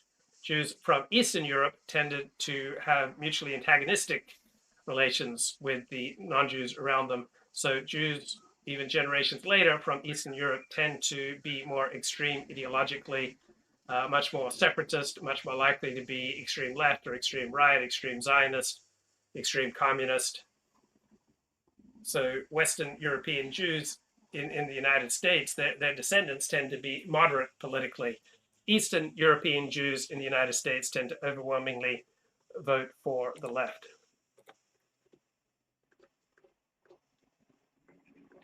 Nathan Cofnas writes, Kevin MacDonald in 2022 takes great pains to show that Sigmund Freud had a Jewish identity. Indeed, Freud did have a Jewish identity, and he said so explicitly. This fact is not evidence for Kevin MacDonald's radical claim that, quote, Freud conceptualized himself as a leader in a war on Gentile culture. Freud never said anything to support that. Kevin MacDonald writes, regarding Freud's sense of Jewish interest, Freud wrote of his messianic hope to achieve the integration of Jews and anti-Semites on the soil of psychoanalysis, quote, clearly indicating that psychoanalysis was viewed by its founder as a mechanism for ending anti-Semitism. But this quote just reflects that Freud saw psychoanalysis as a panacea for all social problems, including anti-Semitism. MacDonald only succeeds in showing that at a time when almost all Europeans had strong ethnic identities, Freud also had a strong ethnic identity, and in addition, he opposed anti-Semitism. That Freud identified as a Jew and opposed discrimination against himself is completely unremarkable. It does not support Kevin MacDonald's theory that the purpose of psychoanalysis was to wage war on Gentile culture or to advance the Jewish group evolutionary strategy. In both his public and private writings, Karl Marx expressed blatantly anti-Semitic views, and he looked forward to the eventual dissolution of the Jewish community. So when I went to UCLA in 1988-89, I was really into Marxism at the time. It's kind of a performance thing. I'd tell everyone I could, oh, I'm an atheistic communist. And one day I was taking this economics theory class from Russell Roberts, who now hosts the Econ Talker podcast. And before class, I read on the board, 5 books that I recommended of Marxist theory. And one was Karl Marx's essay on the Jewish question. And one guy with a yarmulke says, oh, what's that about? And I was like, ooh, I didn't really think. And so I said, oh, it's just that Marx saw Jews as the quintessence of the bourgeoisie, and that when class distinctions are dissolved, then ethnic and religious distinctions will be dissolved. So Karl Marx stated, what is the worldly religion of the Jews? Huckstering, what is his worldly god? Money, an organization of society which would abolish the preconditions for huckstering, and therefore the possibility of huckstering would make the Jew impossible. Karl Marx complained that Eastern European Jews were reproducing like lice. He agreed with Friedrich Engels, who was not Jewish, that Polish Jews were the dirtiest of all races. So English Jews tend to be the most polite Jews in the world because Jews are always influenced by the culture surrounding them. Karl Marx supported Jewish emancipation with the goal of integrating Jews and Gentiles so that Jews would cease to exist as a separate people.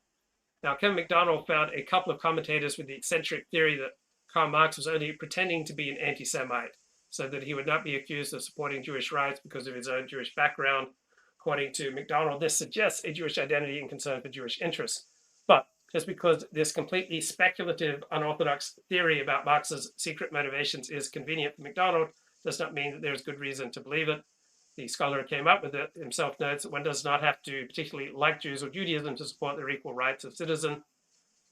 He describes his own idea about Marxist motivations as speculation. There's no actual evidence that Marx's anti-Semitism or his stated wish for the Jewish community to cease to exist was a ruse to conceal a secret concern for Jewish interests. Even Lindemann, who offers a somewhat apologetic account of Marx's anti-Semitism, I think that's Albert Lindemann, concludes that it is difficult to deny that a strain of something akin to mean-spirited racism and anti-Semitism was to be found in Karl Marx, even if inconsistent with his thought and action in other regards. Marx rarely expressed sympathy for Jews suffering from oppression. Particularly remarkable and revealing is how rarely he referred to his own Jewish ancestry. Marx took little pride in his Jewishness, must be considered a prime candidate for that problematic category, along with Lassalle and Heinrich Heine, the poet of the self-hating Jew. Back to this politician.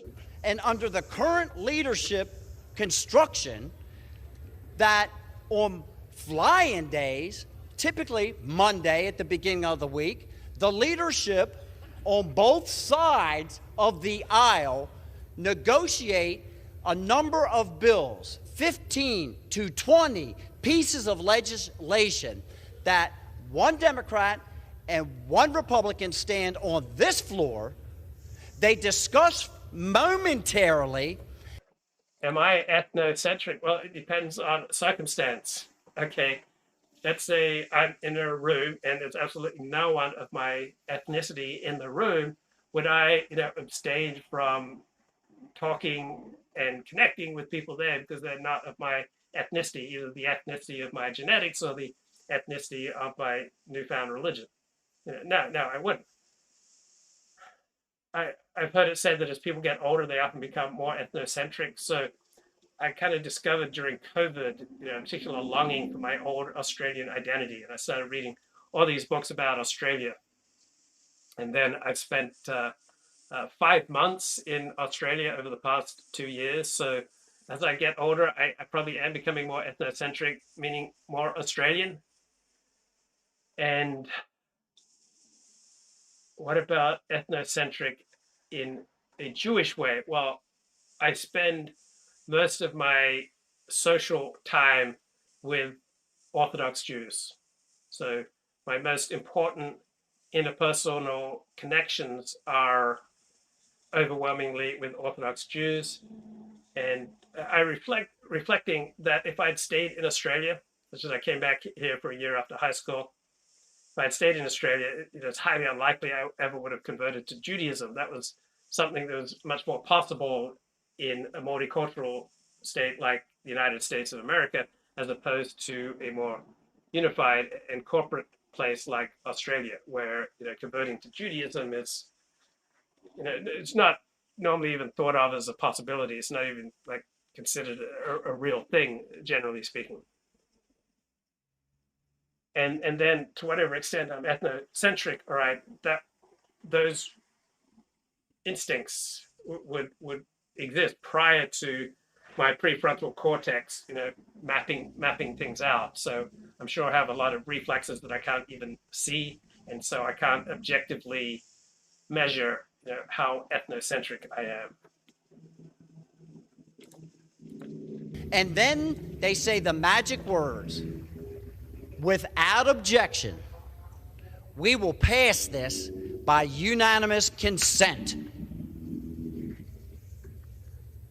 And there are two people standing on the floor passing pieces of legislation that oftentimes are the naming of buildings that don't really bother anybody or affect one's life, but in many circumstances spend millions and tens of millions of dollars that the taxpayers are obligated to cover, and their representative was not even here to vote upon it. And that, my friends, is wrong. It is wrong.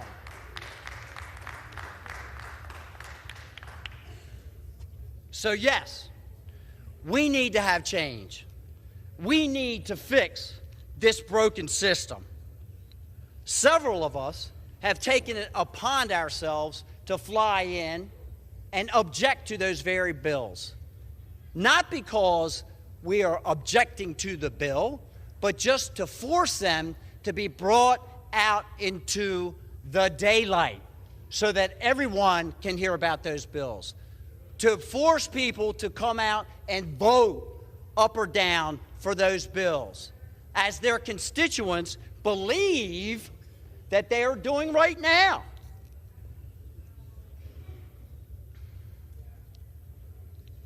That's just one of the little secrets. And it demonstrates, again, how broken this system is. Last summer, we began to negotiate. So I don't have any reaction to what this guy is talking about.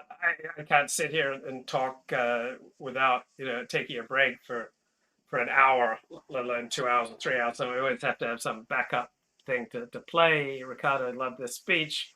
I like Ricardo, so I'm playing it. I think K-Mac should henceforth be referred to as Kevin McCarthy.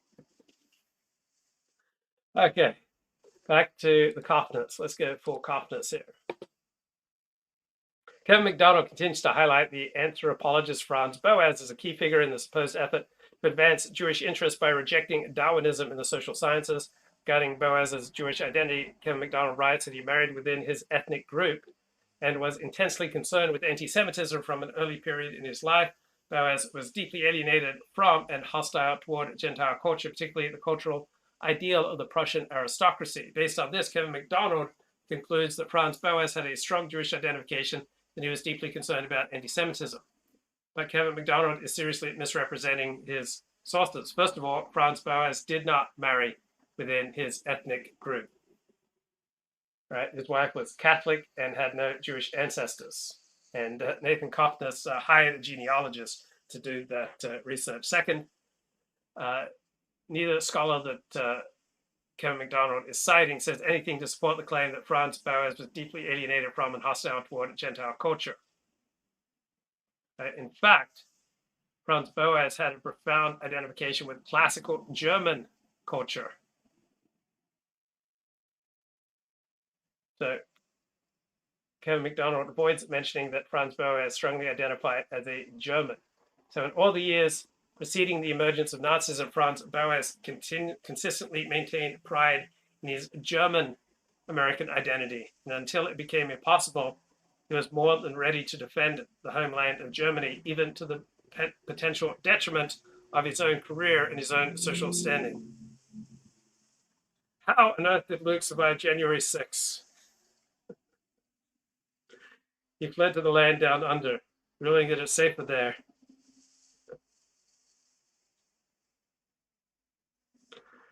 Considering that ethnocentrism is a synonym for racism. Are you guys all January 6th survivors? Wow, we all survived like the equivalent of a plane crash together. We're all survivors of January 6th, guys. Franz Boas was determined not to be classified as a Jew. Common with many other Jews, particularly German Jews and others of a strongly assimilationist bent, did not acknowledge the existence of a specifically Jewish cultural or ethnic identity. The very existence of Jewish identity to Franz Boas was questionable, and indeed enlightened individuals were to be expected to want to disassociate themselves from identification as Jews. So even after Hitler's rise to power in 1933, Franz Boas was still willing to declare, "I am of Jewish descent, but in my feelings and in my thoughts, I am German." So Boas explicitly stated that about his motivation, which refers to his German identity. Franz Boas said, "The background of my thinking was a German home in which the ideals of the revolution of 1848 were a living force." Kevin MacDonald ignores this, fails to mention another striking fact, which is that Franz Boas seems to look forward to the disappearance via intermarriage of both blacks and Jews, believing that this would bring an end to anti-black and anti-Jewish racism. Franz Boas was concerned about anti-Semitism, especially when he was subjected to anti-Semitic discrimination, but that is not evidence of a particularly strong Jewish identity, and his concern about anti-Semitism was limited. So in 1942, the editor of a Jewish newspaper asked Franz Boas to write an article condemning the notorious anti-Semite Father Coughlin and calling for his publication Social Justice to be banned. Franz Boas replied, "My opinion, the only kind of protest that means anything is to attack the whole attitude of races toward one another.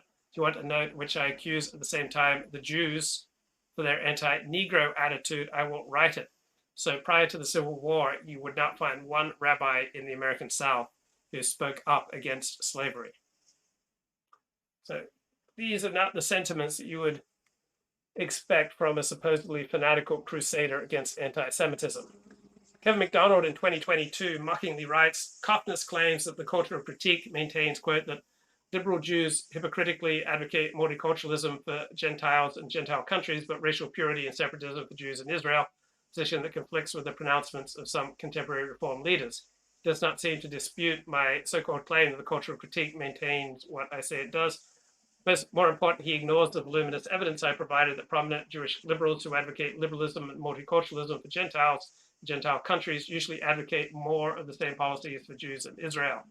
Kevin MacDonald says that Cofnas restricts himself to pronouncements by contemporary American Reform leaders, opinions that may not reflect the views of the wider Reform community, much less represent a consensus among American Jews. The first part of that sentence is false, and the second part is completely unsupported. MacDonald provides no evidence. There's some large difference between American Reform leaders and American Reform Jews who pay their dues to these synagogues.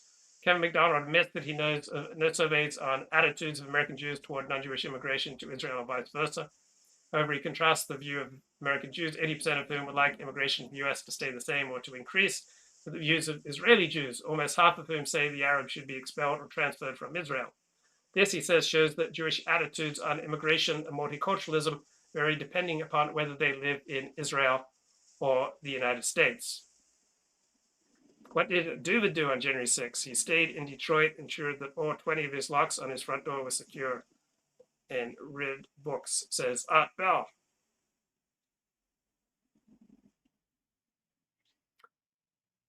Cofnas responds, this shows that different populations living under completely different conditions have different attitudes on some issues. Jews are not special.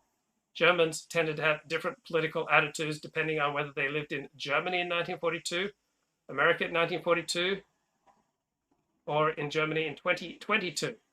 That does not make Germans a race of hypocrites. Hypocrisy is when mutually contradictory views are found in the same person.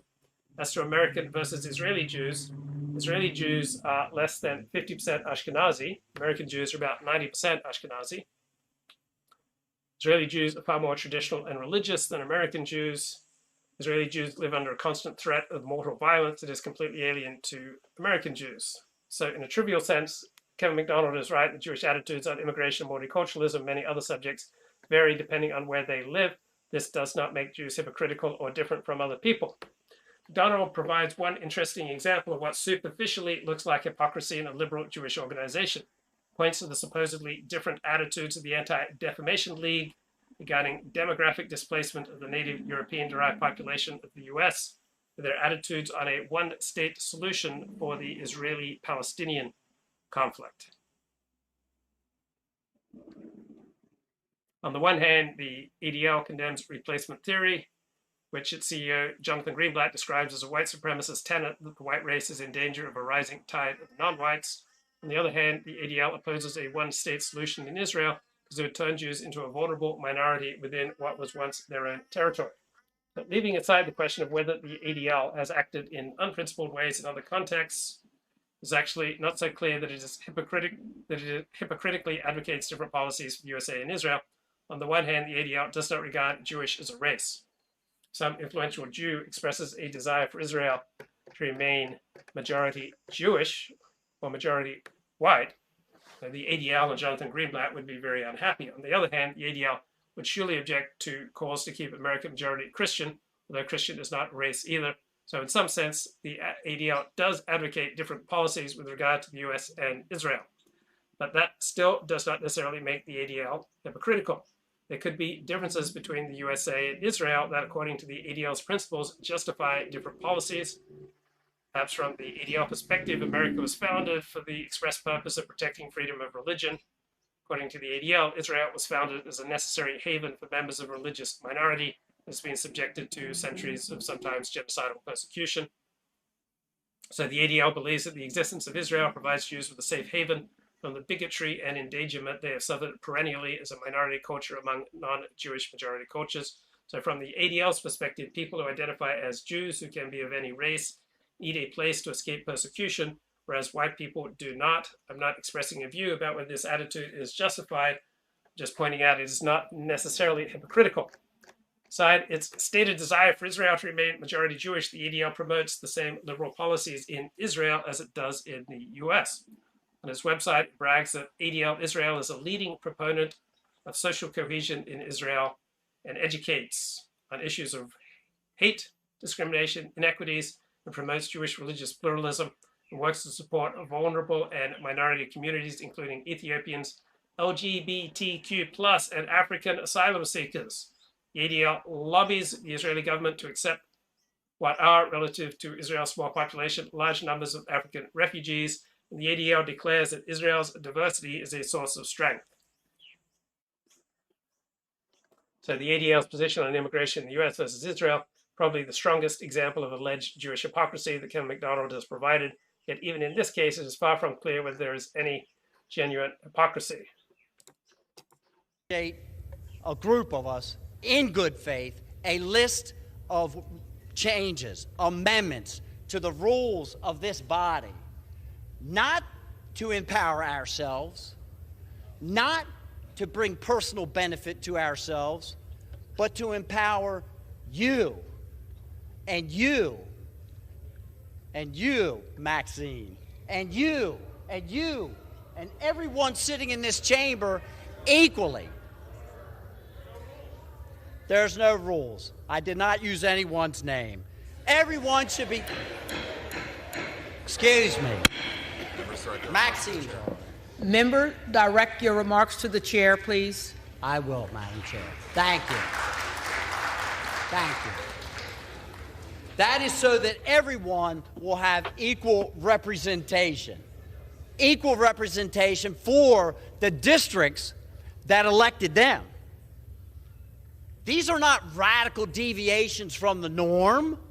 These are a restoration of the rules so that this place can function properly. Things like single subject legislation that most state houses utilize right now so that we don't have 4,000-page documents that we are given a matter of hours to review that are filled with many, many subject matters that are trillion. Does not belong on a list of the top 200 singers. Oh my, she's a great singer. Minnie Riperton. Yeah. She had one song. You. It's easy, God, you're beautiful. Beautiful. No, you're beautiful. Everything okay. that I do. Yeah, that's right. That's okay. La, all right. Yeah. Now, how's Minnie on there and Celine Dion isn't? Where was Sammy Davis on the list? Oh, I don't know. Or Sammy Hagar. No. Celine Dion should be on it, though. This is like performers, too. Yeah. And then I have a friend, well, I guess we have a friend, who loves Celine Dion so much that when anyone says anything bad about Celine Dion, he recoils as if you just hit him in the face. Yeah, exactly. No, it is an outsized reaction that people have to something so strange like singing. Singing probably just evolved as a way, as a mating ritual, right? To sort of like get more mates, you sang. Or to run from something trying to eat. I mean, that is literally what birds do. Yes, that's well, the birds and the bees. Well, the birds sing is actually violent. Oh, is This is my area. You come over here, I'll kill you. Your sparrows are murderers. Coming up, they played Juliet and Romeo, and now they're suing for serious dough-yo. My asthma felt anything but normal. Okay, so Rolling Stone came out with a list of top 200 singers, and none of the top 10 anyway were white. So what the hell is wrong with the white singers? Steve Saylor picked up on this.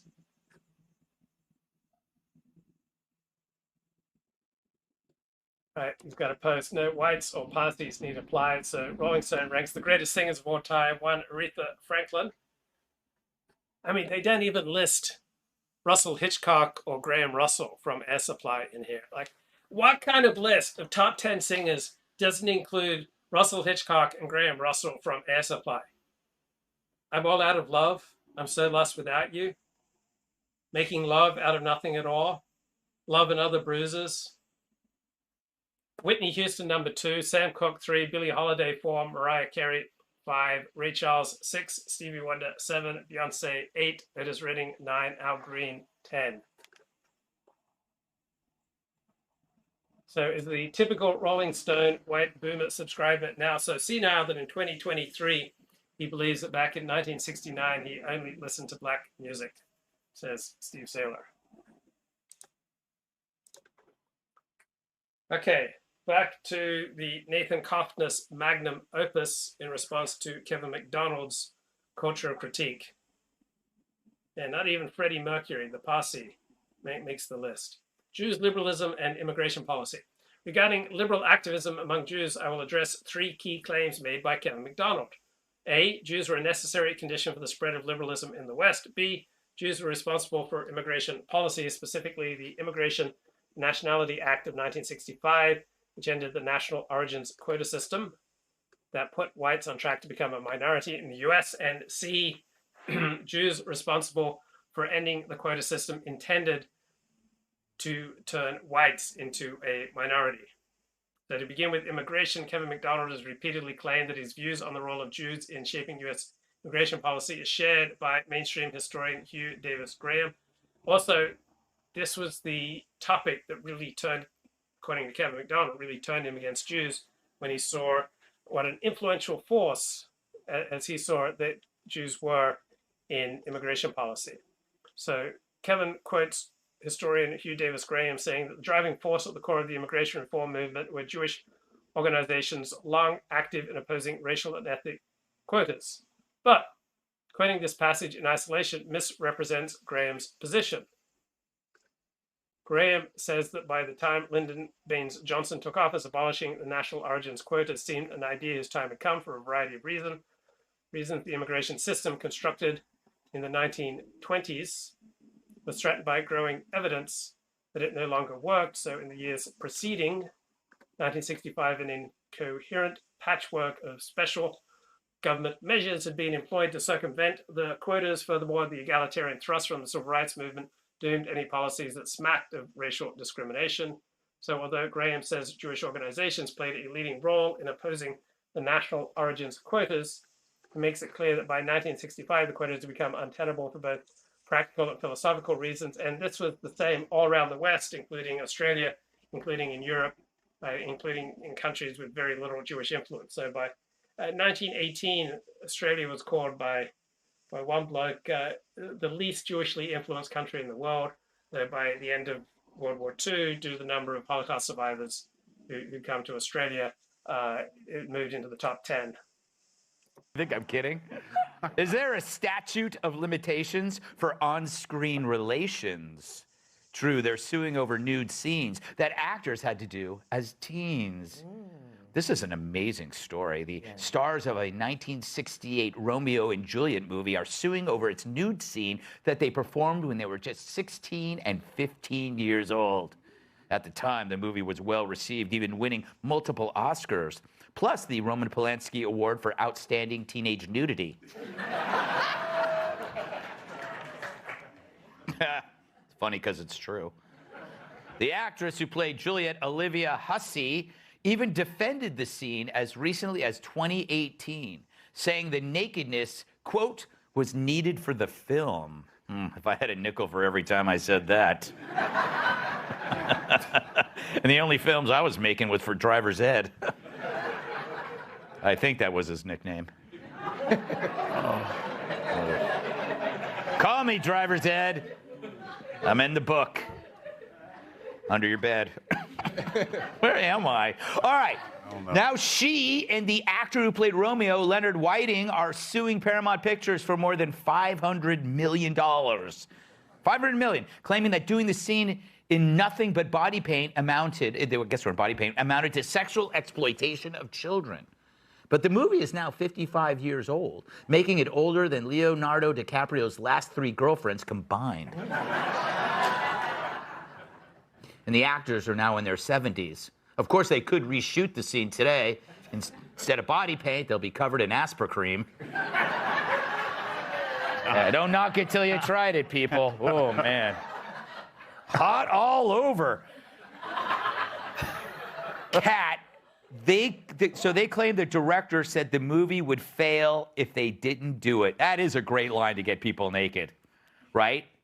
And also, it depends on what you mean by great.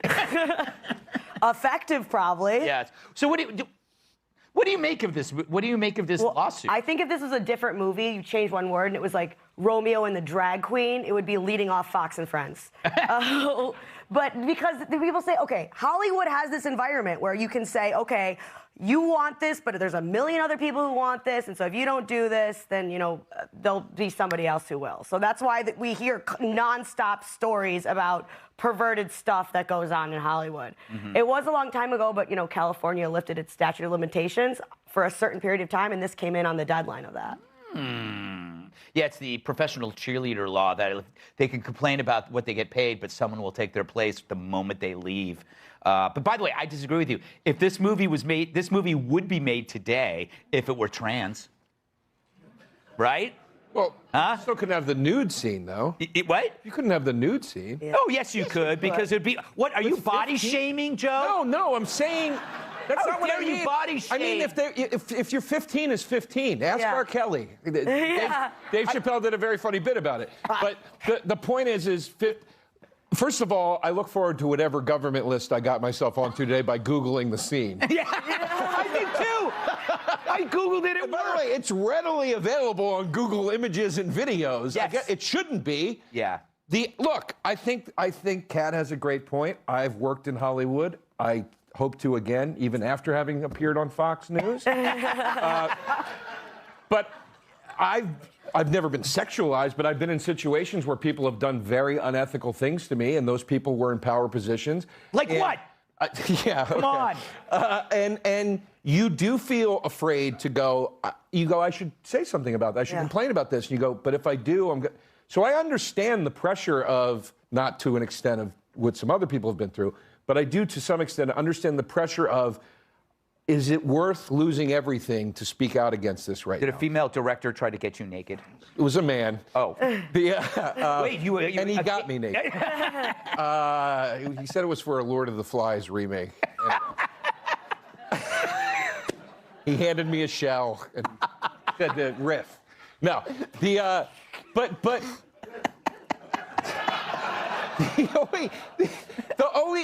the only thing that I think is a shame about this, I understand the aspect of not saying something.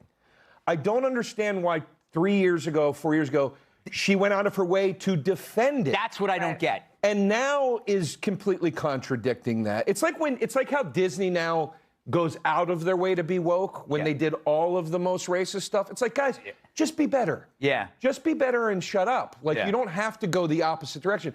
I think that takes some of the steam out of this stance now, because it's I don't know, it's not suspect. If it's illegal and it's wrong, then it's illegal and it's wrong. But it's just weird to me that she took such a 180. Statute of limitations, Judge. You are a judge.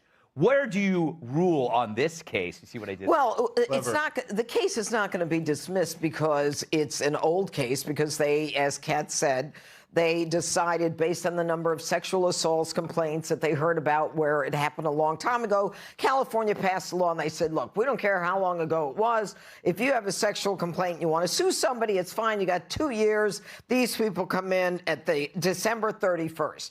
This woman has lost all credibility. When she defended the film, when she said it was needed for the film, when she signed on, she was not supposed to be naked. She was supposed to be wearing some kind of suit, some kind of cover-up for the film. And then they agreed. Where was her agent? Where were her parents? Where was everybody else? And by the way, with all due respect, I mean, I represented women who were raped and abused in ways that you can't imagine. But this whole idea, the pressure. The only pressure is the pressure to succeed, not the pressure that I see on the street of women who are forced or beaten or cut to commit a crime. This is, I want to succeed, so I'll take my clothes off and I'll do whatever I have to succeed. That's different than the real pressure that they envisioned in allowing these cases to come forward. Very heavy stuff today. Wow. Is this the wrong time for me to tell everybody that I'm actually wearing body paint?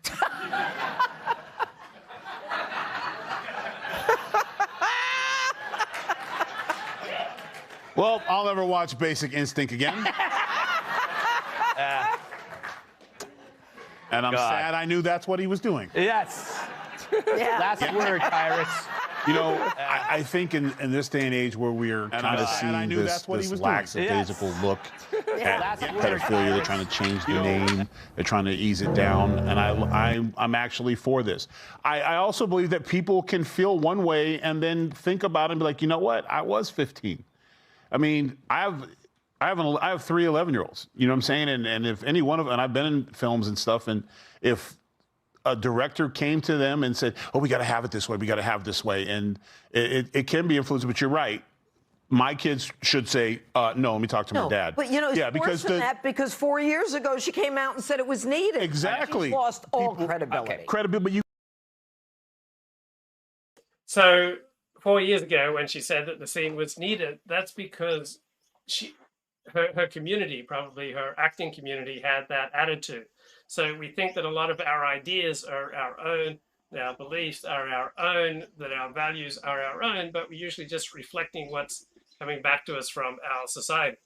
And now she's changed her opinion because society's changed its opinion. And now society, after the Me Too movement, sees this as much more of a problem. And so she's changing with the times, and she's also changing with the incentives. She might be able to get publicity from this. She might be able to make money from this. So change incentives, people will change society, individuals will change. I remember when I was a hot young actor on the make in Los Angeles in 1994, going out for auditions, like this one, casting director, wanted me to kiss a dude, and I wouldn't do it. And I went back to synagogue and asked Dennis Prager, hey, these casting directors, they sometimes want me to kiss dudes. Should I broaden myself as an actor? Am I being, homophobic and petty and needlessly handicapping my success in Hollywood by restricting myself from having sex with blokes? And Dennis Prager said no, that I was making the right decision. No gay stuff for 40. So I got that from Dennis Prager. I got that from inside my own heart. And I wasn't willing to have the gay sex to get ahead in Hollywood. And my career, may have suffered, but so be it. I stood tall. I stood firm. I stood up for my values. Bill comments, I asked Luke, what will make your streaming career? He said, situations, my dear boy. Situations. Events, my dear boy. Events. All right, back to Nathan Cofnas.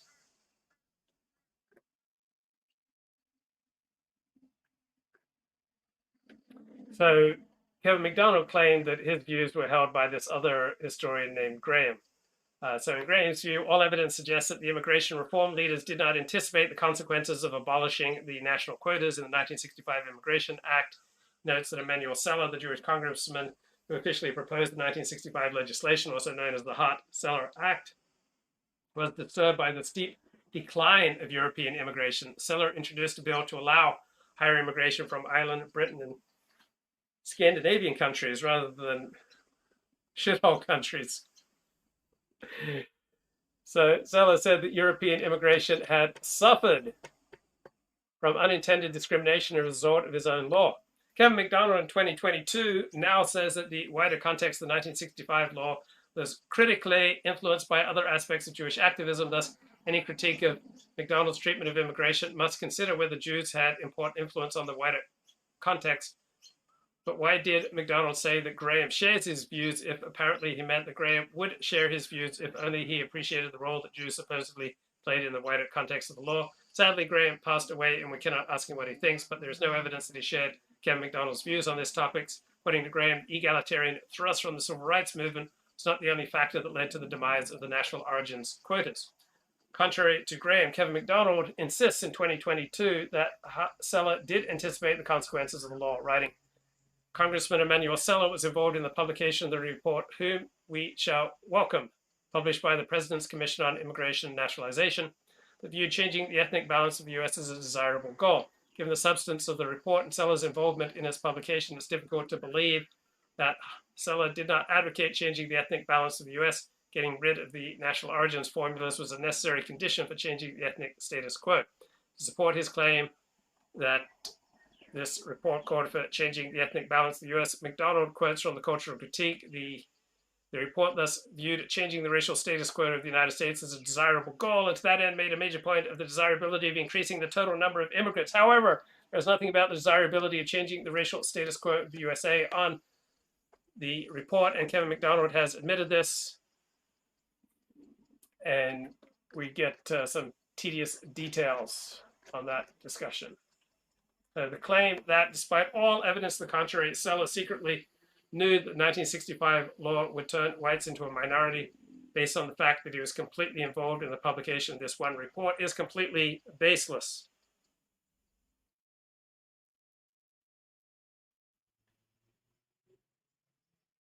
Liberalism and blank slatism. Kevin McDonald ignores centuries of radicalism among Gentiles and shines the spotlight on a small number of Jews who, while in some cases highly influential, were not the primary drivers of the historical trend toward liberalism. Philosophical tenets of liberalism were originally formulated by Gentile thinkers during the Enlightenment. First experiment in radical liberal social engineering was the Gentile-led French Revolution, which began in 1789, almost a century before Jews started gaining significant cultural influence. So blank slatism, which is the root of modern radicalism, goes back at least to John Locke, who in 1690, have you even read John Locke? So John Locke in 1690 declared that the human mind begins as a white paper void of all characteristics.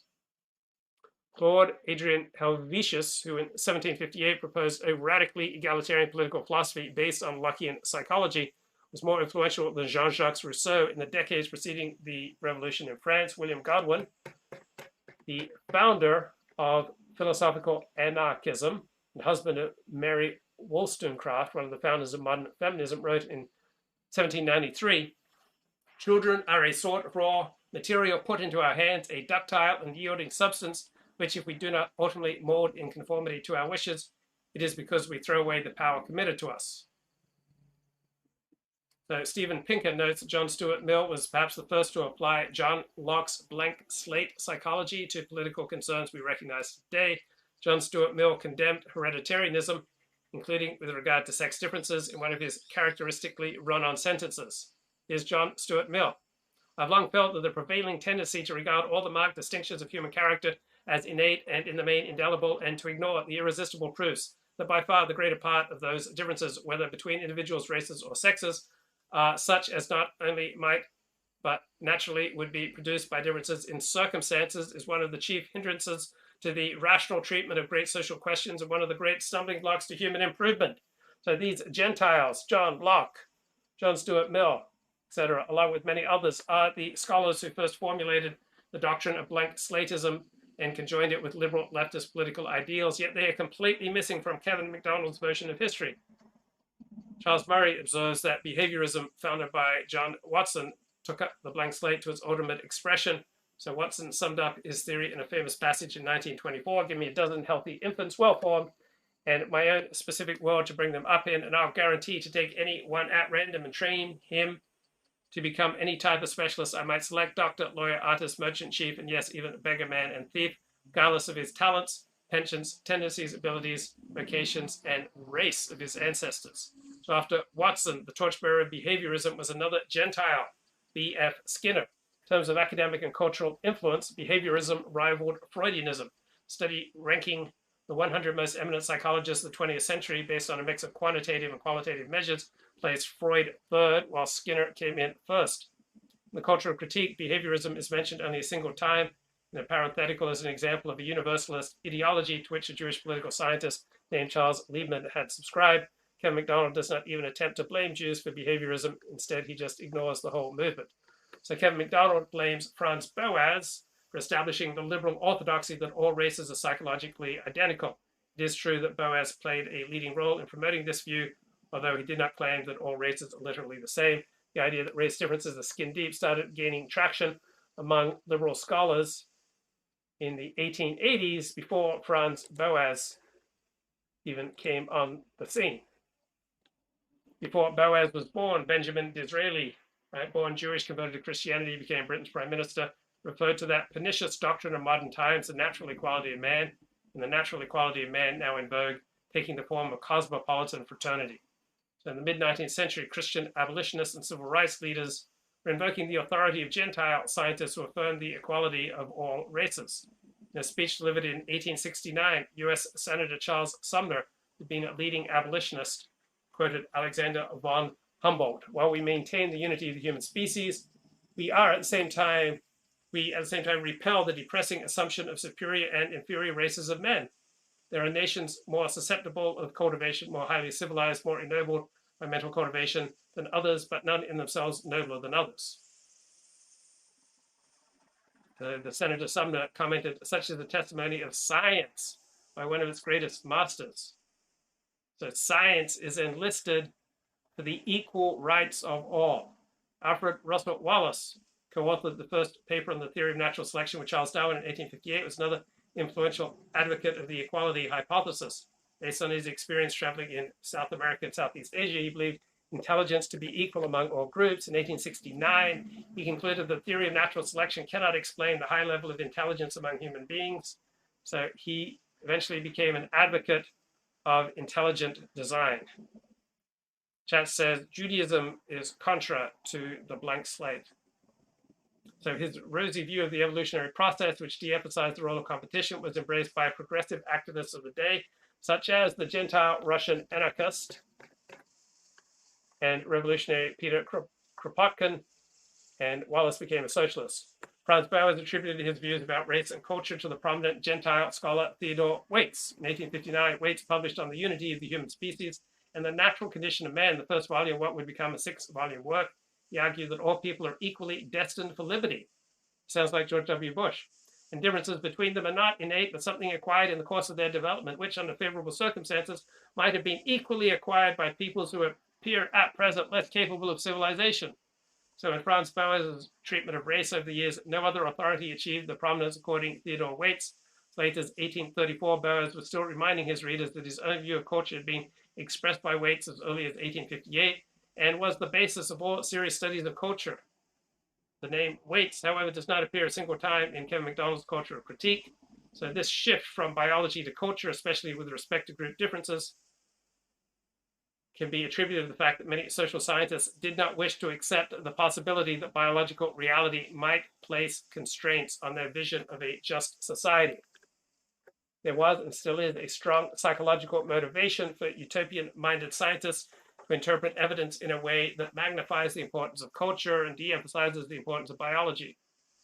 Anthropologists who specialize in the study of culture had a professional incentive to de-emphasize biology to establish the independence of their field. Acknowledging the importance of biology meant ceding authority to biologists. So the evidence suggests that Franz Boas was motivated by an ideological commitment rather than professional defensiveness, but both motives probably played important roles in the ultimate victory of anti-biologism in anthropology and other social sciences. Kevin MacDonald correctly notes that many early 20th century anthropologists were Jewish, which is an interesting piece of information, the implications of which warrant investigation. It's entirely plausible that the Jewish identity of social scientists was sometimes an important source of motivation for their hostility toward biology. I'm certain that this was the case. Racism, including anti-Semitism, is often rooted in the perception that there are biological differences between groups. So Jews had a personal incentive to undermine discrimination against themselves by denying the explanatory power of biology. This does not mean that Jews, let alone strongly identified Jews striving to promote Jewish group evolutionary interests, were the deciding factor in the rejection of biological thinking in the social sciences. From the national anthem, just praying for Damar's full recovery. Millions were raised for his charity. A thirst for his medical updates are on the minds of Americans from coast to coast, in our newsroom especially, all wondering what exactly happened to stop this man's heart, and when he comes out of his coma, how close Damar would be to 100%. Well, it was the realization and ultimately unfortunate reminder that life is precious, none of us are invincible, and even elite athletes are vulnerable as anyone else. The result? An American bond, reformed like we have not seen in quite some time. I saw people, coaches, players on both sides. I saw the best in athletes last night on that field. The players love each other. They respect one another. They go through trials and tribulations and put their bodies and their minds through a lot of things the average citizen simply couldn't even think about enduring. I want to pray for Damar Hamlin right now and pray for strength for Damar, for healing for Damar. Well, this kid's 24 years old, right? You know, this really it me up last night. Wow. Think about that. While Damar Hamlin's condition, well, it's good news. It's improving every single minute, it seems. He's now awake, speaking with teammates. A question remains, what happened to Damar that made him absorb a hit to the chest, quickly stand up, and then quickly collapse, suffering what we now know is cardiac arrest? Now, due to the way it unfolded, experts are pointing to this word, commotio cordis.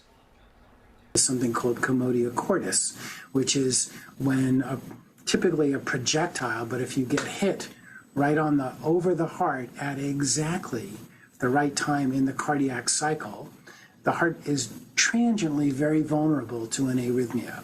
Which is a very rare thing. I mean, it's typically like less than 30 or 40 people a year have this. Typically, it's associated with young people, like less than 20 years old, who are playing sports where some kind of blunt trauma to the chest can happen, particularly baseball or lacrosse. Wow, got to know a new word. Strange to you, right? Strange to me too, but unfortunately not to my next guest. Karen and John Akampora were thrust into learning everything about this in 2000 when they tragically lost their son Lewis on the lacrosse field at the age of 14. It was his first high school game. Survived, but because of what they learned about their son's accident since, hundreds and perhaps thousands have survived around the country, around the world. Damar So this is an example of the experts getting it right. Within 2 minutes of that event happening, on live national TV, cardiologists were tweeting that name for what happened. Now, perhaps part of the reason for this is that shoulder pads have gotten much smaller, and so a hit delivered by a shoulder now carries much more impact. If shoulder pads were wider like they used to be, then the force delivered by that hit would be spread out and reduced. Okay, let's have a look at the chat.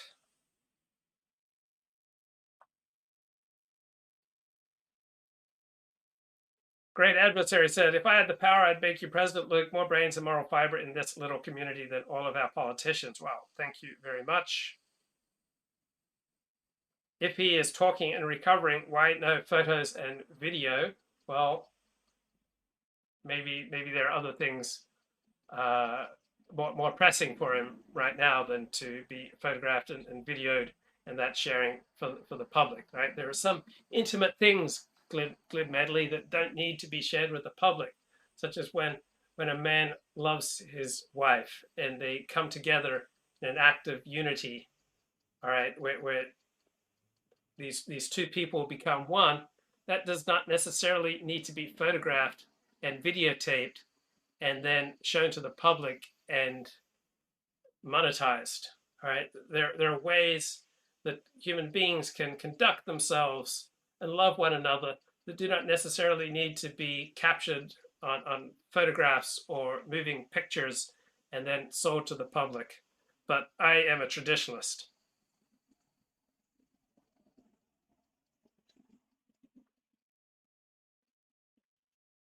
Yes, we are more vulnerable than we ordinarily realize. Yeah, we are more vulnerable. We're all incredibly vulnerable.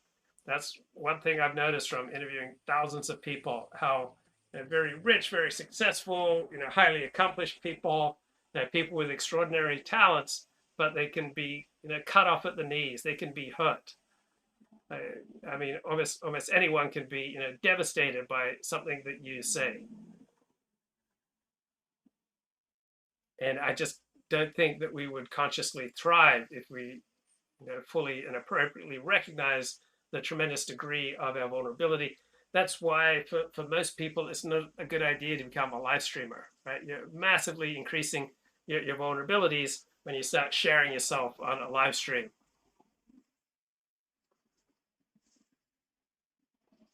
The actor guy who got run over by a snowplow was posting selfies the next day. Yeah, is that Jeremy Renner or something like that?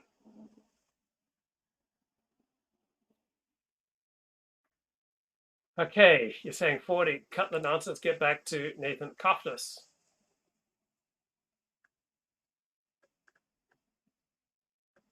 Recent lists of the 25 most cited books in the history of social science provides another piece of evidence that Kevin MacDonald is downplaying the influence of radical Gentile scholars. Michel Foucault, who with his theories about power and sexuality probably did more than anyone else to shape woke orthodoxy, has 2 books on the list, Discipline and Punish, ranked 7th, and the 3-volume The History of Sexuality, ranked 11th. Paulo Freire's Pedagogy of the Oppressed is ranked 3rd. John Rawls' The Theory of Justice is ranked 8th. None of the 25 books was authored by Freud, Boas, Frankfurt School theorists, or anyone else mentioned in the Culture of Critique besides Karl Marx, whose Das Kapital is ranked 17th. Das Kapital was the most cited book before 1950. The citation count of books is a far from perfect measure of the academic, let alone cultural, influence of their authors. Freud and even Boas were far more influential than, for example, Lev Vygotsky, whose book on developmental psychology ranked 6th. Freud also has far more total citations in psychology journals than Vygotsky. Freud was ranked the 3rd most eminent psychologist of the 20th century. Vygotsky was ranked 83rd. That being said, there is a fairly high correlation between the number of citations to a book and its influence, though probably not its merit. Citation data suggests that MacDonald is spinning a false version of history that leaves out key figures in the development of modern leftism and liberalism. Kevin MacDonald laments the decline of Anglo-Saxon nationalism in America, which incidentally excluded whites with names like MacDonald, and which he attributes to Jewish machinations. But the impulse The universalism and miscegenation arose from within the heart of WASPdom. Quintessential American WASP intellectual Ralph Waldo Emerson held non-Caucasians, which for him included the Irish, in low regard. Nevertheless, he declared in 1846 that the USA is the asylum of all nations. Wonderful. We are the dumping ground. We are the rubbish heap of all nations. We look forward to a time in America where the energy of Irish, Germans, Swedes, Poles, and Cossacks, and all the European tribes of the Africans and Polynesians will construct a new race as vigorous as the new Europe, which came out of the smelting pot of the Dark Ages. Many Protestant theologians at this same time in America saw immigration as a mark of divine favor. They lobbied vigorously against restrictions, particularly on Chinese immigration. Some even saw the ingathering of the world's peoples into their country as a sign of the second coming. Many Anglo-Protestants in mid-19th century America expected non-Anglo-Protestant immigrants to become culturally and racially assimilated into the dominant group, which they regarded as superior. WASP chauvinism was real, but it existed alongside strongly inclusivist tendencies long before Jews entered the picture. Jews did play a part in formulating open borders, universalist liberal orthodoxy, but not in the way Kevin McDonald's claims. The liberal progressives were the first recognizably modern left liberal open borders movement. They combine aspects of individualist anarchism, ecumenism, and progressivism into a new synthesis. Two intellectual traditions nourished liberal progressivism: Anglo-American anarchism and secularized Reform Judaism. Former was represented by William James, the second by Felix Adler. So William James' philosophy of pluralism enjoins people to combine elements from diverse ethical systems. German-born Felix Adler, who was a leading figure in American Reform Judaism, came up with the idea that Jews should aspire to die as a race after they achieve their mission to spread monotheism. Yes, we love our cops, our law enforcement.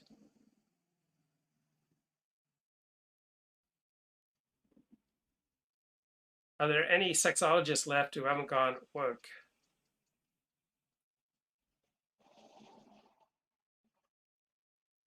So not even Richard Spencer did Millennial Woes' year-end streams. Rubbish heaps are beautiful. What's your problem, 40?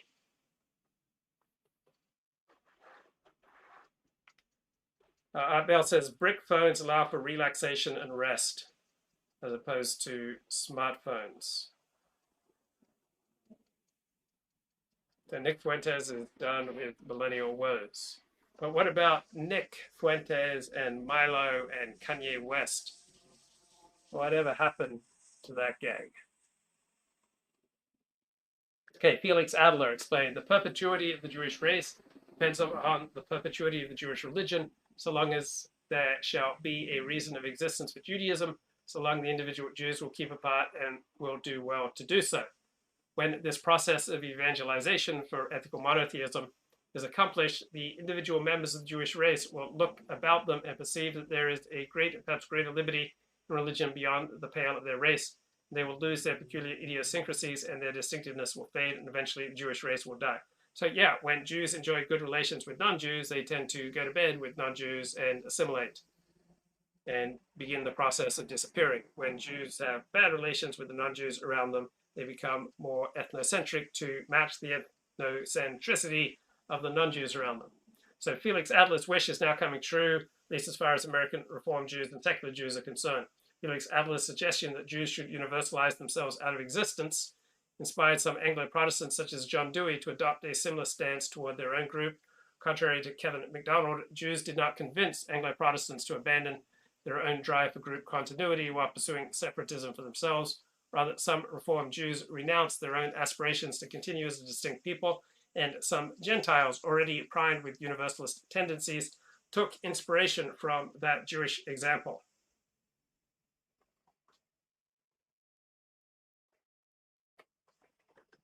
What about the prevailing view that only non-whites should be allowed to celebrate their identity? Nathan Cofnas. In this case, the key figure was a Gentile named Randolph Bourne. He became first known for publishing an article in the Atlantic Monthly in 1916 titled Transnational America. Born was influenced by Horace Kaled, a Jewish philosopher who advocated multiculturalism. Kaled argued that America is a federation for international colonies, in which all ethnic groups ought to be preserved as distinct entities. For Kaled, that included Anglo-Protestants. Now, there are many problems with Kalen's model, but there can be no doubt that he treated all groups consistently. Bourne's innovation was to infuse Kalen's structure with WASP self-loathing. As a rebel against his own group, Bourne combined liberal progressives' desire to transcend New Englandism and Protestantism with Kalen's call for minority groups to maintain their own ethnic boundaries. So the result was an asymmetrical multiculturalism whereby minorities identified with their groups while Anglo-Protestants morphed into cosmopolitans. So Randolph Bourne exhorted his fellow WASPs, white Anglo-Saxon Protestants, breathe a larger air when his young Anglo-Saxons' new enthusiasms for continental literature, for unplumbed Russian depths, for French clarity of thought, for Teutonic philosophies of power. He feels himself a citizen of a larger world, may be absurdly superficial. His outward reach may ignore all the stiller, more homely virtues of his Anglo-Saxon home, but he has at least found the clue to that international mind which will be essential to all men and women of goodwill if they are ever to save this Western world of ours from suicide. So this is WASP self-hatred becoming prominent around 1920. Bourne's most famous quote, "War is the health of the state." Lots of padding to protect the NFL man. Yeah, but shoulder pads have gotten much smaller, so therefore a shoulder can deliver a much greater blow.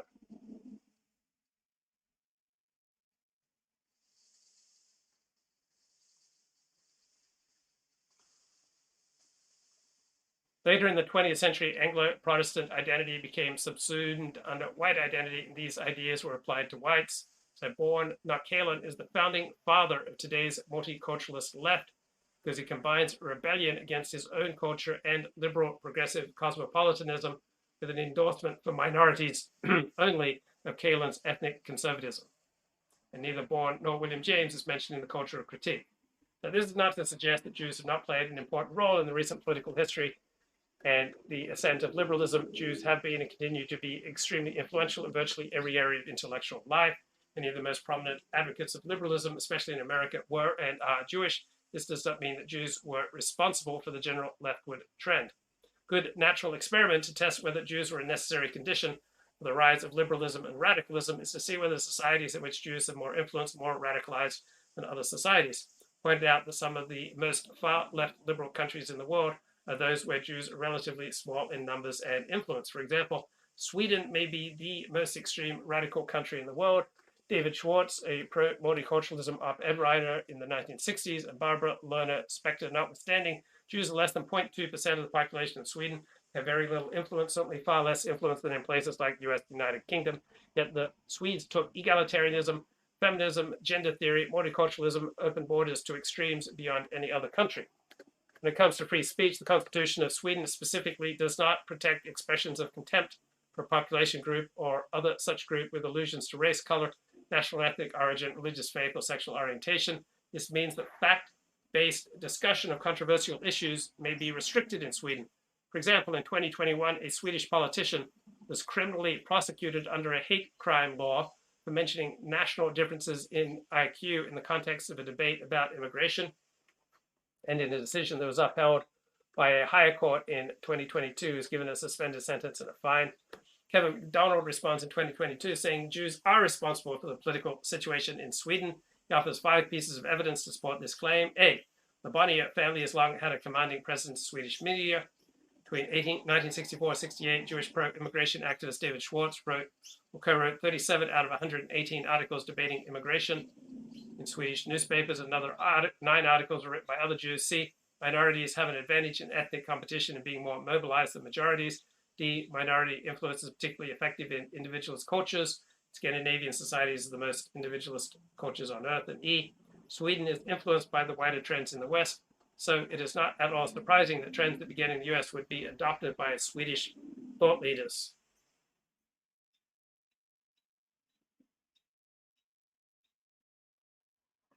Good Medley says, Edward Dutton may be odd, but I don't see how he is spiteful.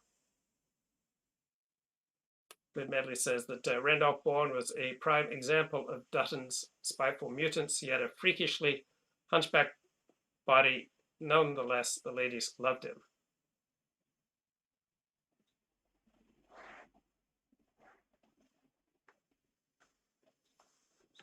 It is difficult to overstate how inadequate this is as a piece of social science analysis. Swedes took egalitarianism, feminism, gender theory, multiculturalism, and open borders to extremes beyond any other country. How are 46 pro-multiculturalism articles published in the 1960s relevant to explaining this? The Bonniers, although originally Jewish, began intermarrying with Gentiles a long time ago, now identify as Lutherans. Ake Bonnier, who is currently one of the largest stakeholders in the Bonnier group, is a bishop in the Church of Sweden. In that the Bonniers had remained Jewish, which they did not. The idea that a single family can hijack the culture of millions of people via ownership of a media company needs to be supported by evidence. Kevin McDonald provides no evidence, simply asserting that the Bonnier family has long had a commanding presence in Swedish media, while misleadingly implying that they are Jewish. Okay, let me play a little bit here from a recent discussion with Mark Brum and Richard Spencer. In terms of getting him elected. But also, again, it's because I think that he was tapping into an implicit a populist and racialist sentiment. And I think that these, and I think a guy like Nick, I don't know exactly, who knows exactly what the guy's thinking. Ostensibly, he's an earnest Christian in the sense that he really thinks that he wants it to be a Christian movement, in which case he's trying to basically hijack Trumpism and turn it in a more Christian direction, right? You can say that.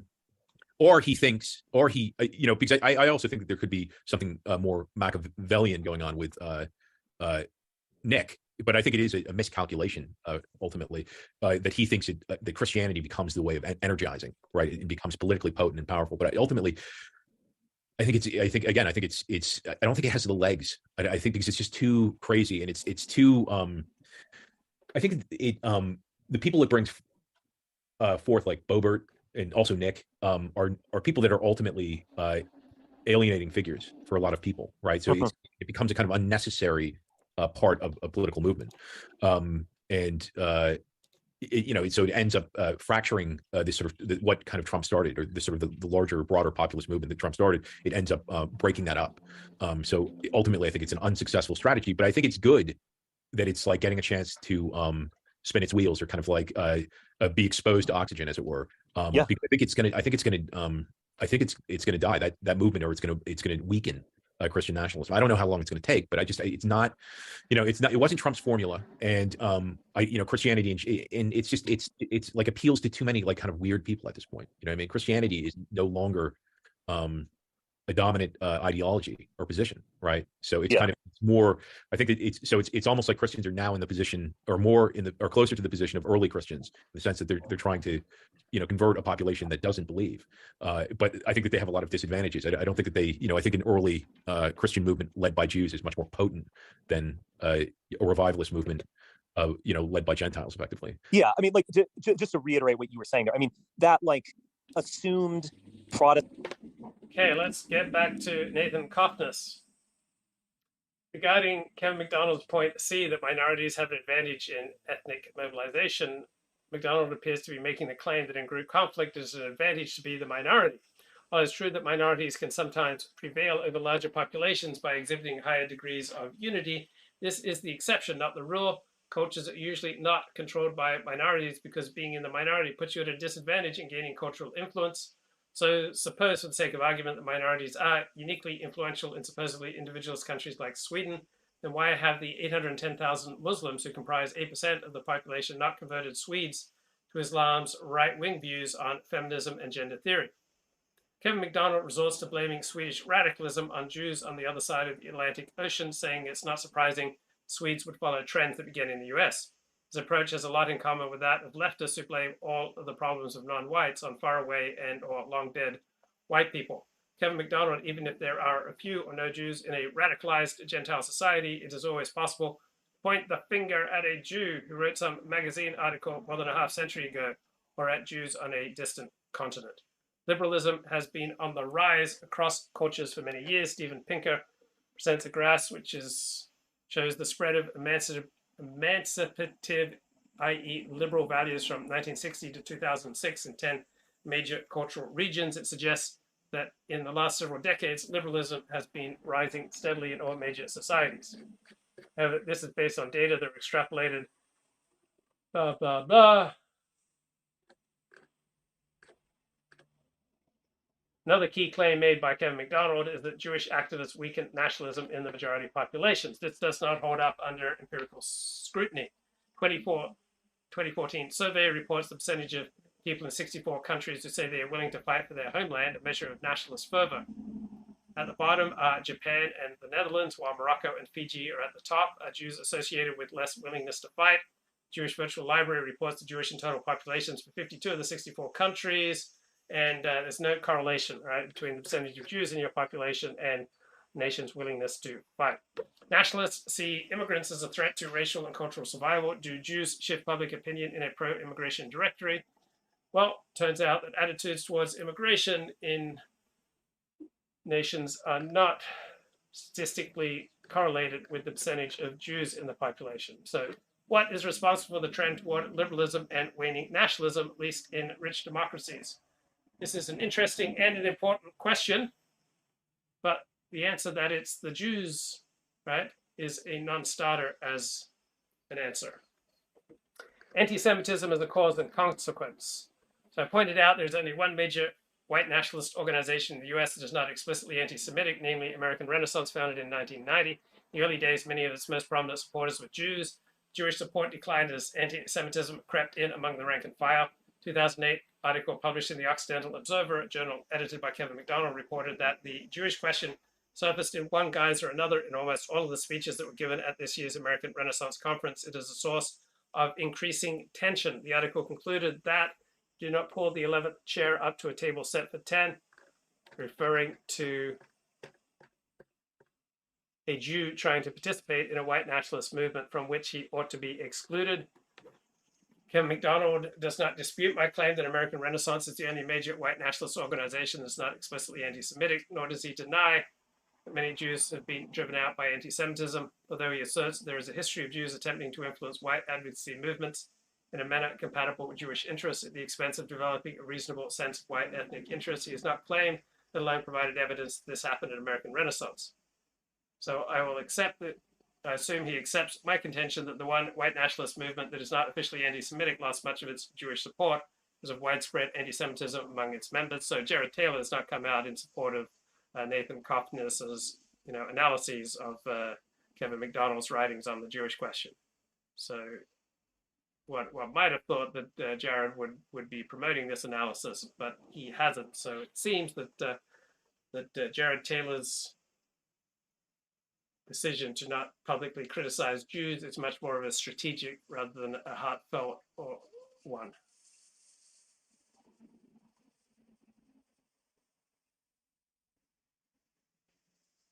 So it seems the default hypothesis is no trouble explaining why Jews are underrepresented among prominent white nationalists. You do not need to posit a group evolutionary strategy to explain why Jews tend to be less well represented in political movements that are anti-Jewish, which call for Jews to be second-class citizens, expelled or killed.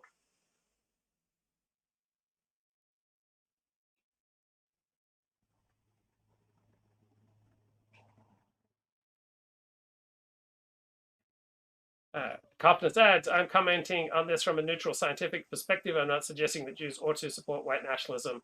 Scientific question is whether the default hypothesis provides a reasonable explanation for why Jews are less overrepresented in the leadership of far-right nationalist movements compared to liberal leftist movements. So shorthand for the word science and scientific means to pursue truth wherever it leads. That's what it should mean. Jews have been heavily involved in the leadership of nationalist movements when they were welcomed. Jews were among the primary architects of Italian fascism. The political, financial, and strategic support of one particular Jew was probably a necessary condition for the political success of Benito Mussolini. So Mussolini's Jewish associates helped to bring about the conversion of Mussolini to fascism. But the most important Jewish fascist is a woman, Margherita Sarfati, wife of Caesar Sarfati. So Sarfati, the female's influence defies summary. She played key roles at every stage in the formulation of fascist philosophy, Mussolini's rise to power. She even slept with Mussolini to give him the strength to become, full-on fascist. She is sometimes described as Mussolini's mistress, which she was. For many years, she was Mussolini's intellectual mentor, benefactor, and closest advisor. Her roles as biographer, ghostwriter, journalist, newspaper editor, mistress, and leading cultural figure in Italy. She was the most important propagandist for the strong nationalist movement. It was she who urged Mussolini for months to undertake the March on Rome that led him to be appointed prime minister. She provided the fascists with their first martyr. So her young son, Roberto, a fervent Italian nationalist, enlisted to fight in World War I and was killed. Mussolini used Roberto's heroic death to justify fascist violence. Soon the fascists would gain other martyrs in their battles with the socialists. But Mussolini had appropriated Roberto, a Jewish kid, as the first. Besides being an Italian nationalist, so Mussolini's mistress here was a white nationalist in something like the modern sense, expressing concern about white civilization and the birth rate of whites relative to those of Africans and Asians. So why have you never heard of Margherita Sarfatti? At the time, her influence was no secret. In 1938, the New York Mirror described her as a Jewess who was the guiding star of Premier Mussolini's rise to power. Nevertheless, she got written out of history, I suspect, because it was in no one's interest to recognize her. After the fascists turned anti-Semitic, they did their best to bury her story. And Jewish groups also don't want it known that this Jewish woman played a huge role in the development of fascism in Italy. And Mussolini only turned anti-Jewish around 1938 when he was kind of forced to by his coalition with Germany. So Jews played an outsized role in one of history's two successful fascist movements. And many people consider Nazism not to be fascist because Nazism is racist and fascism, according to some theories, is not racist. So you could say that Jews played a huge role in the development of history's one successful fascist movement. They might have done the same thing in Germany if they had not been deliberately driven away. According to Hitler, the only thing that kept Jews out of his Nazi movement was anti-Semitism. Hitler said, Jews have been ready to help me in my political struggle. At the outset of our movement, some Jews actually gave financial assistance. If I had held out my little finger, I would have had the whole lot crowding around me. So various experiences throughout the 20th century have now presumably taught Jews a lesson about how they can expect to be treated after nationalists take power, even when the Jews play by the nationalist rules. Even Margherita Sarfatti was forced to flee Italy in 1938. Her sister and brother-in-law were killed in the Italian Holocaust. I'll play a little bit more here from Mark Brahman and Richard Spencer. Christian nationalism of the 20th century is now waning. It might still kind of, Biden he'll end speeches saying, God bless America, God bless the troops or something, but it's he's old. It's a waning phenomenon where it was just a dominant culture. We were all just swimming in it. And now these Christians almost are in the position of early Christians in the sense that they're a marginal renegade group of some sort, trying to vis-a-vis the wider culture, which they see as pagan. And that is an interesting development. And I think it's I think their perception is accurate in some ways and inaccurate in other ways. I think we still actually live in a profoundly Christian culture, but at least on surface levels, they are correct about that.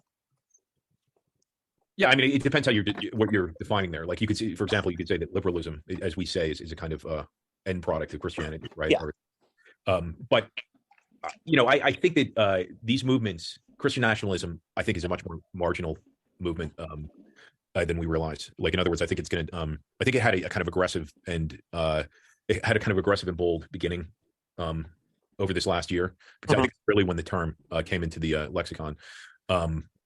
But I think it's I don't think it's long for the world, to be honest with you. And maybe I'm wrong. Maybe I'm totally wrong, because it's I mean, it does sort of go against the thesis that the society is getting crazier and the QAnon movements and these new religious developments will occur. But I just think that politically they will lack potency ultimately. Okay, I hope we don't lack potency on this show. Despite that many pre-Nazi eugenicists in Germany were Nordic supremacists and anti-Semites, Jews were prominently represented among leading supporters and spokesmen for eugenics. Half-Jewish Wilhelm Weinberg was chair of the Stuttgart Racial Hygiene Society. Imagine starting a racial hygiene society in your community. famous Jewish geneticist Richard Goldschmidt was an important advocate of eugenics. Alfred Plotz, a Gentile who founded the Racial Hygiene Society, considered Jews to be a civilized race. He predicted that anti-Semitism would wane with the advance of democracy and science. According to Weidling, in its early years, it appeared immaterial whether a member of the Racial Hygiene Society was Jewish. However, Plotz began noting who among recruits to the nascent racial hygienist movement was Jewish, and he sought allies to curb Jewish influence, indicating that Jewish influence was perceived to be significant. After the Nazis took power, the anti-Semitic wing of the eugenics movement, which emphasized the superiority of the Nordic race and advocated segregation vis-a-vis Jews, won out, thus providing another lesson in how things can go wrong for Jews who support European nationalism, especially of the race-based variety. Kevin McDonald writes in 2022, my view is that Jews should be allowed to join white nationalist movements if they acknowledge the role and power of the Jewish community, transforming America contrary to white interests, and direct their efforts at converting the Jewish community to pro-white advocacy. The question of whether McDonald is an anti-Semite is irrelevant to the truth of his scientific theories about Judaism, but it is relevant to testing the default hypothesis with respect to Jewish underrepresentation in contemporary American white nationalist movements, in which he is arguably the most influential thought leader. So Greg Johnson says he became a white nationalist after reading Kevin McDonald, and Richard Spencer has called Kevin McDonald the most important intellectual in the alt-right. Can Kevin McDonald be considered an anti-Semite? Commenting on his own intellectual development, McDonald says that the main point is that I came to see Jewish groups as competitors with the European majority of the US. Thus, he draws a distinction between Jews and white Gentiles, seeing Jews as competitors. He reports that he has come to the point of seeing his subjects, the Jews, in less than flattering light. Regarding his current view, let us consider some statements he made in an interview in November 2021. One of the interviewers said, to me, there are no good Jews, nor can they be good. I think ultimately, deep down, they're badly motivated and that they can never be trusted. And from my point of view, there are no good ones. Kevin McDonald replied, that's probably a good rule of thumb. An interviewer said that the only relation that we could have with Jews is that they serve us instead of us serving them. McDonald replied, right, we have to be in the leadership position. When asked what he thinks of Hitler, the Third Reich, and National Socialism, Kevin McDonald had almost nothing bad to say. He does not mention Nazi treatment of Jews at all. Kevin McDonald publishes Holocaust denial articles by Thomas Dalton. One article said the latest gaffe gave us a chance to shine a light on the ongoing fraud that is the Holocaust.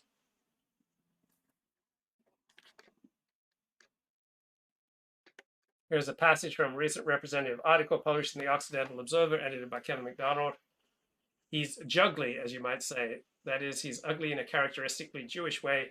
I agree with a fascinating article at the neo-Nazi magazine National Vanguard, arguing that Jews themselves are an unattractive and on average ugly people, and that Jews as a group oppose beauty, where Jews and leftists on average ugly people and ugly Jewish brains have consistently created ugly ideologies that war on the indissoluble trinity of truth, beauty, and goodness. So Kevin McDonald thinks essentially there are no good Jews, nor can they be good, and that is a good rule of thumb. Kevin McDonald says Jews should be forbidden from occupying leadership positions in white nationalist movements. He agrees that the only proper role for Jews is to serve white Gentiles.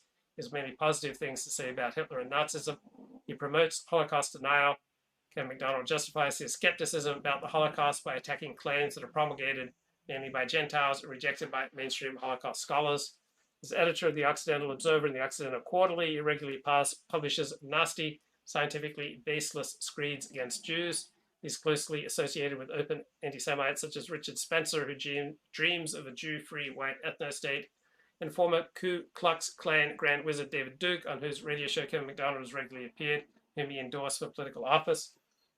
And if I am right, he has spent the last 3 decades developing and promoting a pseudo-scientific theory based on misrepresented sources and cherry-picked facts that portray Jews as uniquely pernicious.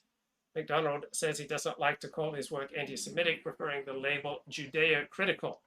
Whether you call him Judeo-critical or anti-Semitic, I do not think you need to postulate a group evolutionary strategy to explain why so few Jews volunteered to accept dimitude in his political movement. That's Nathan Cofnas, his Magnum Opus on Kevin McDonald's work.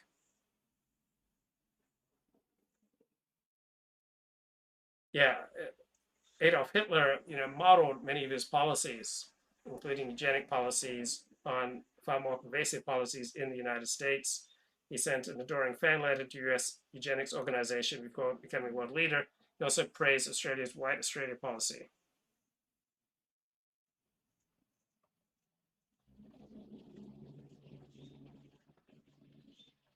Chat says, Jared Taylor gave a positive response to a super chat question regarding his assessment of Kevin McDonald during 2022. Richard Spencer did a big show on The Karate Kid, the 1980 show, how it was really a story about the fear of immigrants overrunning America. One might think Christianity is a big thing in the United States. False. What is really on the rise is Apollonianism.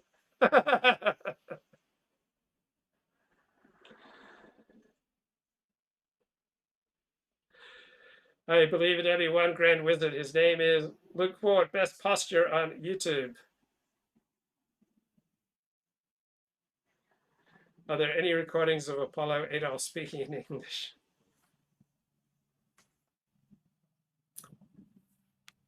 Okay, next section, anti-Semitism and the appeal of the anti-Jewish narrative. Commenting on opposition to hereditarian explanations of race differences, Sasadik observes that some people will think it is praiseworthy to focus just on the arguments and avoid political imputations. But, he says, this approach will sometimes make important aspects of a scientific controversy completely unintelligible. Trying to understand the dynamics of contemporary discussions about heritability, race, and IQ without mentioning politics is very much like attempting to understand the debate about intelligent design by focusing only on biological complexity, fine details of the bacterial flagellum, and intricacies of probability reasoning, but completely ignoring the religious context. Same is true with respect to the controversy over whether Jews undermine Gentile civilization to advance their own evolutionary interests. This is a scientific proposition, the correctness of which should be determined using scientific methods. It is also true that important aspects of the debate make no sense if we ignore the socio-political context, specifically the fact that there is a millennia-old tradition of Jew hatred in the West.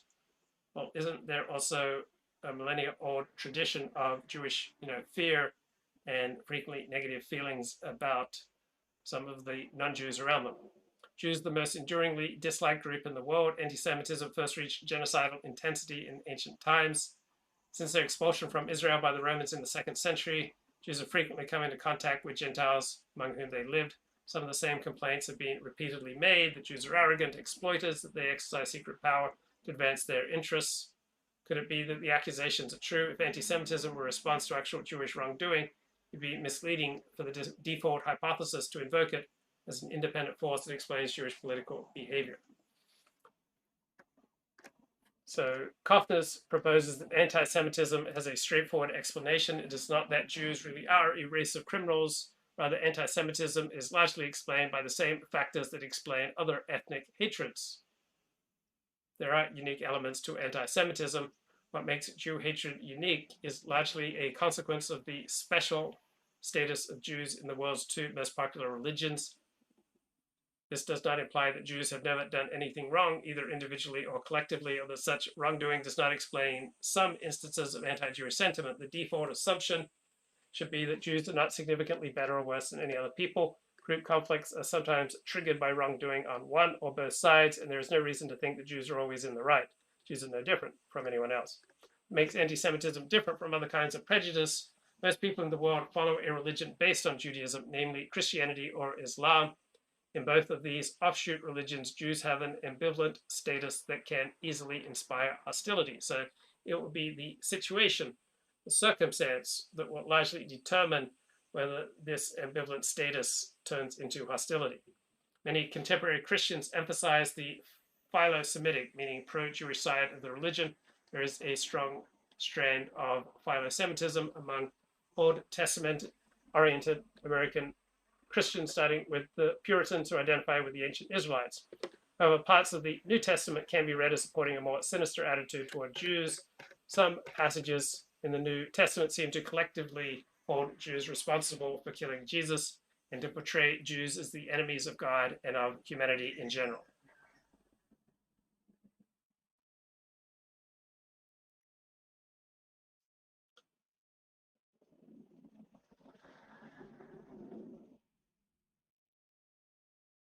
This is a 3-hour banger from Ford, folks. It's the extra beef organ pills.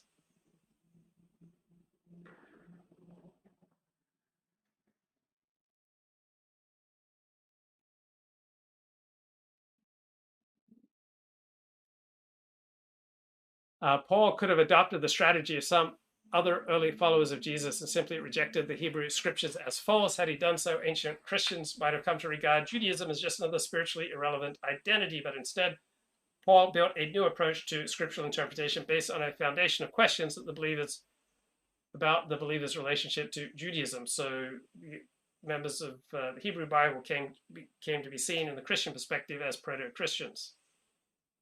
The Christian identity was originally constructed in large part based on an adversarial relationship to Jews and Judaism. Like Jesus and his early disciples, the church fathers who formulated what became Christian orthodoxy did not work in a Jewish milieu. Christianity came to be dominated by people of non-Jewish descent, and Jews became scattered and powerless. Yet the logic of Jewish enmity and the killing carnality of the Jews only grew stronger, driven now not so much by conflict with real Jews, but because it proved ever more generally useful for thinking about God, the world, and the nature of the religious texts and powers that mediate between them. So Jews were seen as representing the flesh, the letter, and the law in verses such as the letter kills, but the spirit gives life. Christians attacked their theological opponents as Jews. In the 4th century, when Jews were not in a position to persecute anyone, Christians lobbied the secular leader to discredit a group of rivals called the Montanists. Is there anyone among the Montanists who has been persecuted by the Jews or killed by the lawless? Anti-Jewish rhetoric reached a crescendo in the year 386 when John of Antioch, also known as Saint John Chrysostom, delivered a series of 8 sermons against the Jews. So I was growing up as the son of Desmond Ford, evangelical Christian theologian. I heard like 20 times. No, I heard the Jews had suffered and been scattered all around the world as a result of their rejecting Jesus, and that Jews were no longer the real Jews, that evangelical Christians were the true Jews, that the Jews that were alive in the world today were pretenders. My father had very typical pre-Holocaust Christian views of Jews, but still my father said 20 times more negative things about Catholics than he did about Jews. I don't recall any childhood discussion in my home about Jews. My father had fairly pro-Jewish state of Israel views until he encountered Arabs at the University of Michigan State University in the late 1950s, where he started to understand more of the Arab perspective. So St. John Chrysostom's message was, although such beasts are not fit for work, they are fit for killing. This is why Christ said, but as for my enemies who did not want me to be king over them, bring them here and slay them. Augustine, who historians said encountered only a single Jew in his entire life, invoked the less genocidal but still ominous Psalm 59, slay them not, but scatter them in your might, lest your people forget your law. Like Jesus, Muhammad claimed to be the true heir to the Jewish prophetic tradition, so Jews were destined to have a special status in his religion. Islam borrowed elements of Christianity's anti-Judaism to serve similar theological purposes. Since Muhammad rejected the authenticity of parts of Jewish scripture, Jews had to be regarded as frauds who falsified religion for nefarious purposes. Sensitive about the relationship between Judaism and Islam, early Muslims would, like Christians, sometimes accuse each other of being Jewish or influenced by Jews. Jewish opposition to Islamic ideas and practices is a perennial theme in Islam. The religious motive for anti-Semitism was to some extent an accident of history. If Europe and the Middle East had remained pagan, or if Christianity and Islam had rejected Judaism wholesale, Jews would not have been perceived as having any profound and potentially negative cosmic significance. But by claiming continuity with the Jewish tradition, Christianity and Islam had to construct identities based in part on opposition to Jews and Judaism. And for many centuries, this was a powerful source of prejudice against Jews. Although Christian anti-Semitism left an indelible mark on our culture, religion has been on the wane for centuries in the West and no longer appears to be the primary source of hostility toward Jews. Pro-Jewish interpretations of Christianity become highly influential, but there are at least 3 non-religious forces that have been extremely important in promoting hatred of Jews as well as other minorities in similar situations. So we have market-dominant minorities, always subject to the same calumny that they are cheaters, exploiters, conspirators, and so on. Minorities often resent more successful majorities, though they usually cannot act on these feelings. So hostility to prosperous groups and individuals is often motivated by a false theory of economics that assumes that the wealth of one must come at the expense of the other. Overseas Chinese, who dominate the economies of Southeast Asia, have been subject to intense prejudice, discrimination, and large-scale violence. As recently as 1998, there were deadly pogroms targeting ethnic Chinese in Indonesia. In 1972, Idi Amin expelled Asians, primarily Indians, from Uganda. So resentment against Asians had been building up within Uganda's black majority. Idi Amin called the Asians bloodsuckers, accused them of milking the economy of its wealth. Were Amin's accusations justified? Without the Indian bloodsuckers, Uganda's economy quickly tanked. Similarly, after President Robert Mugabe promised to strike fear in the heart of the white man, our real enemy, and then confiscated the land of whites, controlled most of Zimbabwe's farming industry, average Zimbabweans became far poorer than before. Jews have often been conspicuously economically successful. Prominent Gentile thinkers, perhaps most famously Mark Twain, have highlighted the economic motive for anti-Semitism. Thomas Sowell argues that minorities tend to be most despised when they occupy the widely misunderstood economic niche of middleman. Ethnic hatred is often cultivated for political advantage.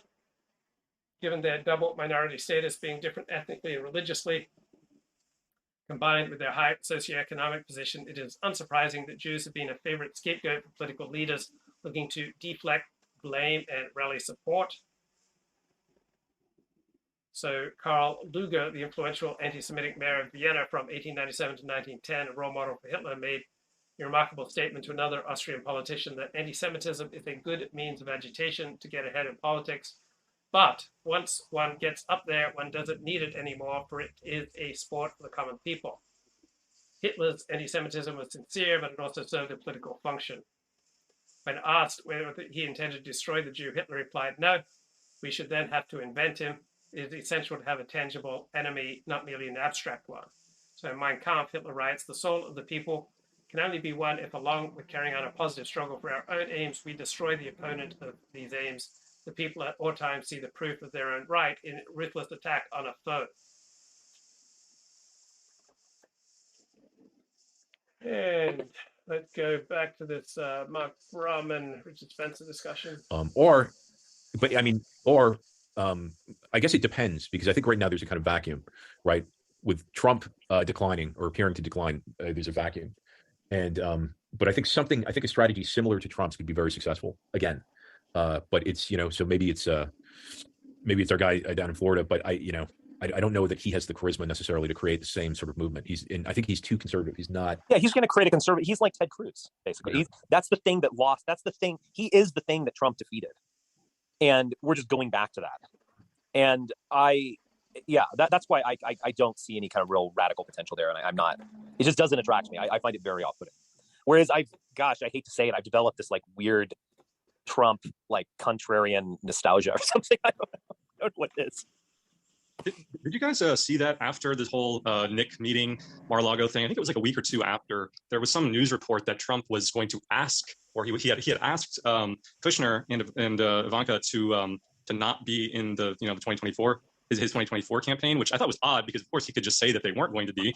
But also it was the timing was, I mean, maybe it was totally coincidental. Maybe the report isn't true, and I haven't really checked back up on that. But it almost seemed like it was it was like Trump kind of seeing, oh, there's this threat. There are these people who don't like critical of this undeniable huge Jewish influence on his administration. And there was the whole thing with. And the chat says, beyond entertainment or amusement, how much value lies in listening to Richard Spencer and Mark Brahman? It depends what you're looking for.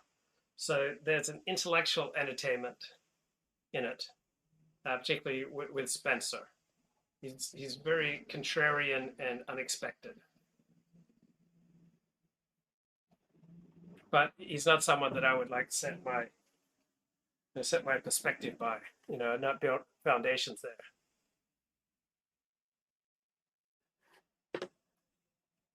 Okay, let's get a little bit more from Cofnas here. Houston Stewart Chamberlain, who is an important anti-Semitic theorist, major influence on Hitler, recognized the attraction of irrational Jew hatred and lamented the revolting tendency to make the Jew the scapegoat of all the vices of the time.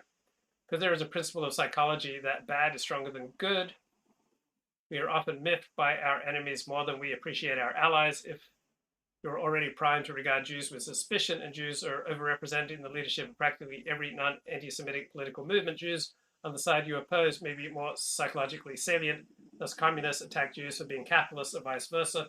Protocols of the Elders of Zion, the most influential anti-Semitic text of modern times, refers to the successes of Darwinism, Marxism, and Nietzscheism that were engineered by Jews. It also portrays Jews as rapacious promoters of capitalism and control the gold supply. Hitler asked rhetorically, was there any form of filth or profligacy, particularly in cultural life, without at least one Jew in it? The answer to Hitler's question may well be no, but on reflection, it should be obvious that the presence of at least one member of a group in every activity one dislikes is not a reasonable basis for drawing conclusions about the character or social consequences of the group as a whole. In the same vein, ignoring the role that we in our group have played at bringing about a situation we do not like comes naturally to us. For example, suppose you're unhappy about mass immigration. Here is a list of the 9 official resettlement agencies in the USA that receive funding from the Department of State. A, Church World Service. B, Episcopal Migration Ministry. C, Ethiopian Community Development Council. D, Hebrew Immigrant Aid Society. E, International Rescue Committee. F, Lutheran Immigration Refugee Services. G, U.S. Committee for Refugees and Immigrants. H, United States Conference of Catholic Bishops. I, World Relief Corporation. Hebrew Immigrant Aid Society, which is a Jewish organization, gets an inordinate amount of attention from the far right. Tree of Life synagogue shooter famously complained about HIAS bringing invaders. But the 8 non-Jewish resettlement agencies are ignored. Also ignored is the fact that HIAS is a branch in Israel working to grant refugee status to non-Jewish Africans. So this is the context in which Kevin MacDonald has promulgated his theory that Jews undermine Gentile civilization to advance their own evolutionary interests. His theory should be assessed on its scientific merits, not on the motives of the man who devised it or of the people who came to accept it. But the eager reception with which Kevin MacDonald's ideas have been received in some quarters is an interesting social phenomenon which can itself be subjected to scientific analysis. All right, that's the conclusion. Of course I'm gonna say something. I can only imagine what middle class people or people in the hood thinking. So I do want anybody that's responsible of these prices to put the down. Yeah. So do you understand what she meant through the beeps? Yeah. Yeah, I watched the whole thing. She's a great economist. And yes, grocery prices are up 12% over the past year. Who can afford it? Even Cardi B. Although, where do you find $7 a head lettuce? I'm not sure. I'm pretty sure. I don't really buy lettuce. I always get the prepackaged stuff that's already chopped up on its own and tells me what's in it, as opposed to giving me lettuce like I'm a pilgrim and telling me to deal with it for myself. You have the next story. Yes. Okay. So I'm sure your parents taught you that it doesn't matter what you choose to do, but at least be the best at it. And Kill Me certainly is. So movie theater employee Jason Grobel here going viral because he takes his job very seriously. Look at this. Have you looked at the skills on this guy? I mean, he should move across the country and just entertain everybody that goes into theater. So this is perfectly layered popcorn, perfect popcorn to butter, and look how he tosses it. Oh, listen, and if you put it up a little, you know who he's doing it to? He's actually playing to a song. We'll put it up in the music segment. Oh, there's no sound? It's actually to a Celine Dion song, and he's so good at this, he's been invited to the Oscars. Wow. No, I believe that. Wow. Next story I want to share with you. Speaking of Celine Dion, she was snubbed, and her fans are outraged. After all, look at how successful she's been. I'm outraged. She's sold more than 200 million albums, and when asked for the greatest singers of all time, guess what? She did not make the top 5 list. Aretha Franklin, Sam Cooke, Billie Holiday, Mariah Carey, Whitney Houston all made the cut. Is this right? Do you agree with this snub? Well, okay, so there's one person that made the list. I think we're going to bring him up, right? The guy from American Idol, William Hung. Yeah, this is a little controversial. Lacks talent. I have to say, that's kind of what I sound like in the shower. Because she looks like a flower, but she stinks like a bee, like every girl in history. Right. So he made the list. I had a problem with Sam Cooke and with William Hung on that list. So besides that, I think if he is on that list, Celine Dion should be angry. But William Hung was a sensation. Yeah, but I love Celine Dion. Like I always do this. Like it's always like because it's a powerful woman with a big voice, and a small body. She does like very powerful gesticulations. Okay, so where are we going next? We are going to Woke California that got some brand new laws, and it doesn't seem to make any sense. Guess what? They are implementing a series of new laws, including banning the sale of fur, decriminalizing jaywalking, so no longer have to pay the price for walking across the street when no one else is around. And they also are decriminalizing prostitution-based loitering. Okay. So you're allowed to stand around a prostitute without getting a ticket. Is this moving America in the right direction? I think it's all about the fur trade for me, because didn't California make their money on fur? I'm not touching the prostitution part of it. Right. But the fur trade. I mean, girls need to stay warm. How dare you ban it? That's been around for 1800s. I did not realize that. I did not realize you were going to take a stand on fur. I thought it was more decriminalizing sex work and just stopping the bad stigma it has on it. I'm a capitalist, so I believe that people that want to work hard, however you want to do it, congratulations. Just pay your taxes. That's right. That's all we ask. Susan, we're going to watch you all around the channel because you never stop working. Let me just tell you, too, Susan's on the radio show a lot, and if you do listen this week from 9 to noon on everywhere you have a radio, John Krashower amongst our guests, Doug Collins on what's going on with this speaker stuff, and so much more. You can catch me weekdays, Monday through Friday from 6 to 9 on cable television. Fox and Friends, I'm one of them. Also, follow me on social media because I need people around me. Twitter, Facebook, Instagram, and Rumble. Do you know who's next by any chance? Do you have your TV guide? Who's next on the show? Or no, the next on our channel. I believe it's Dan Bongino. No? I think it is. Do you mind if we stay here and watch? Sure. Okay.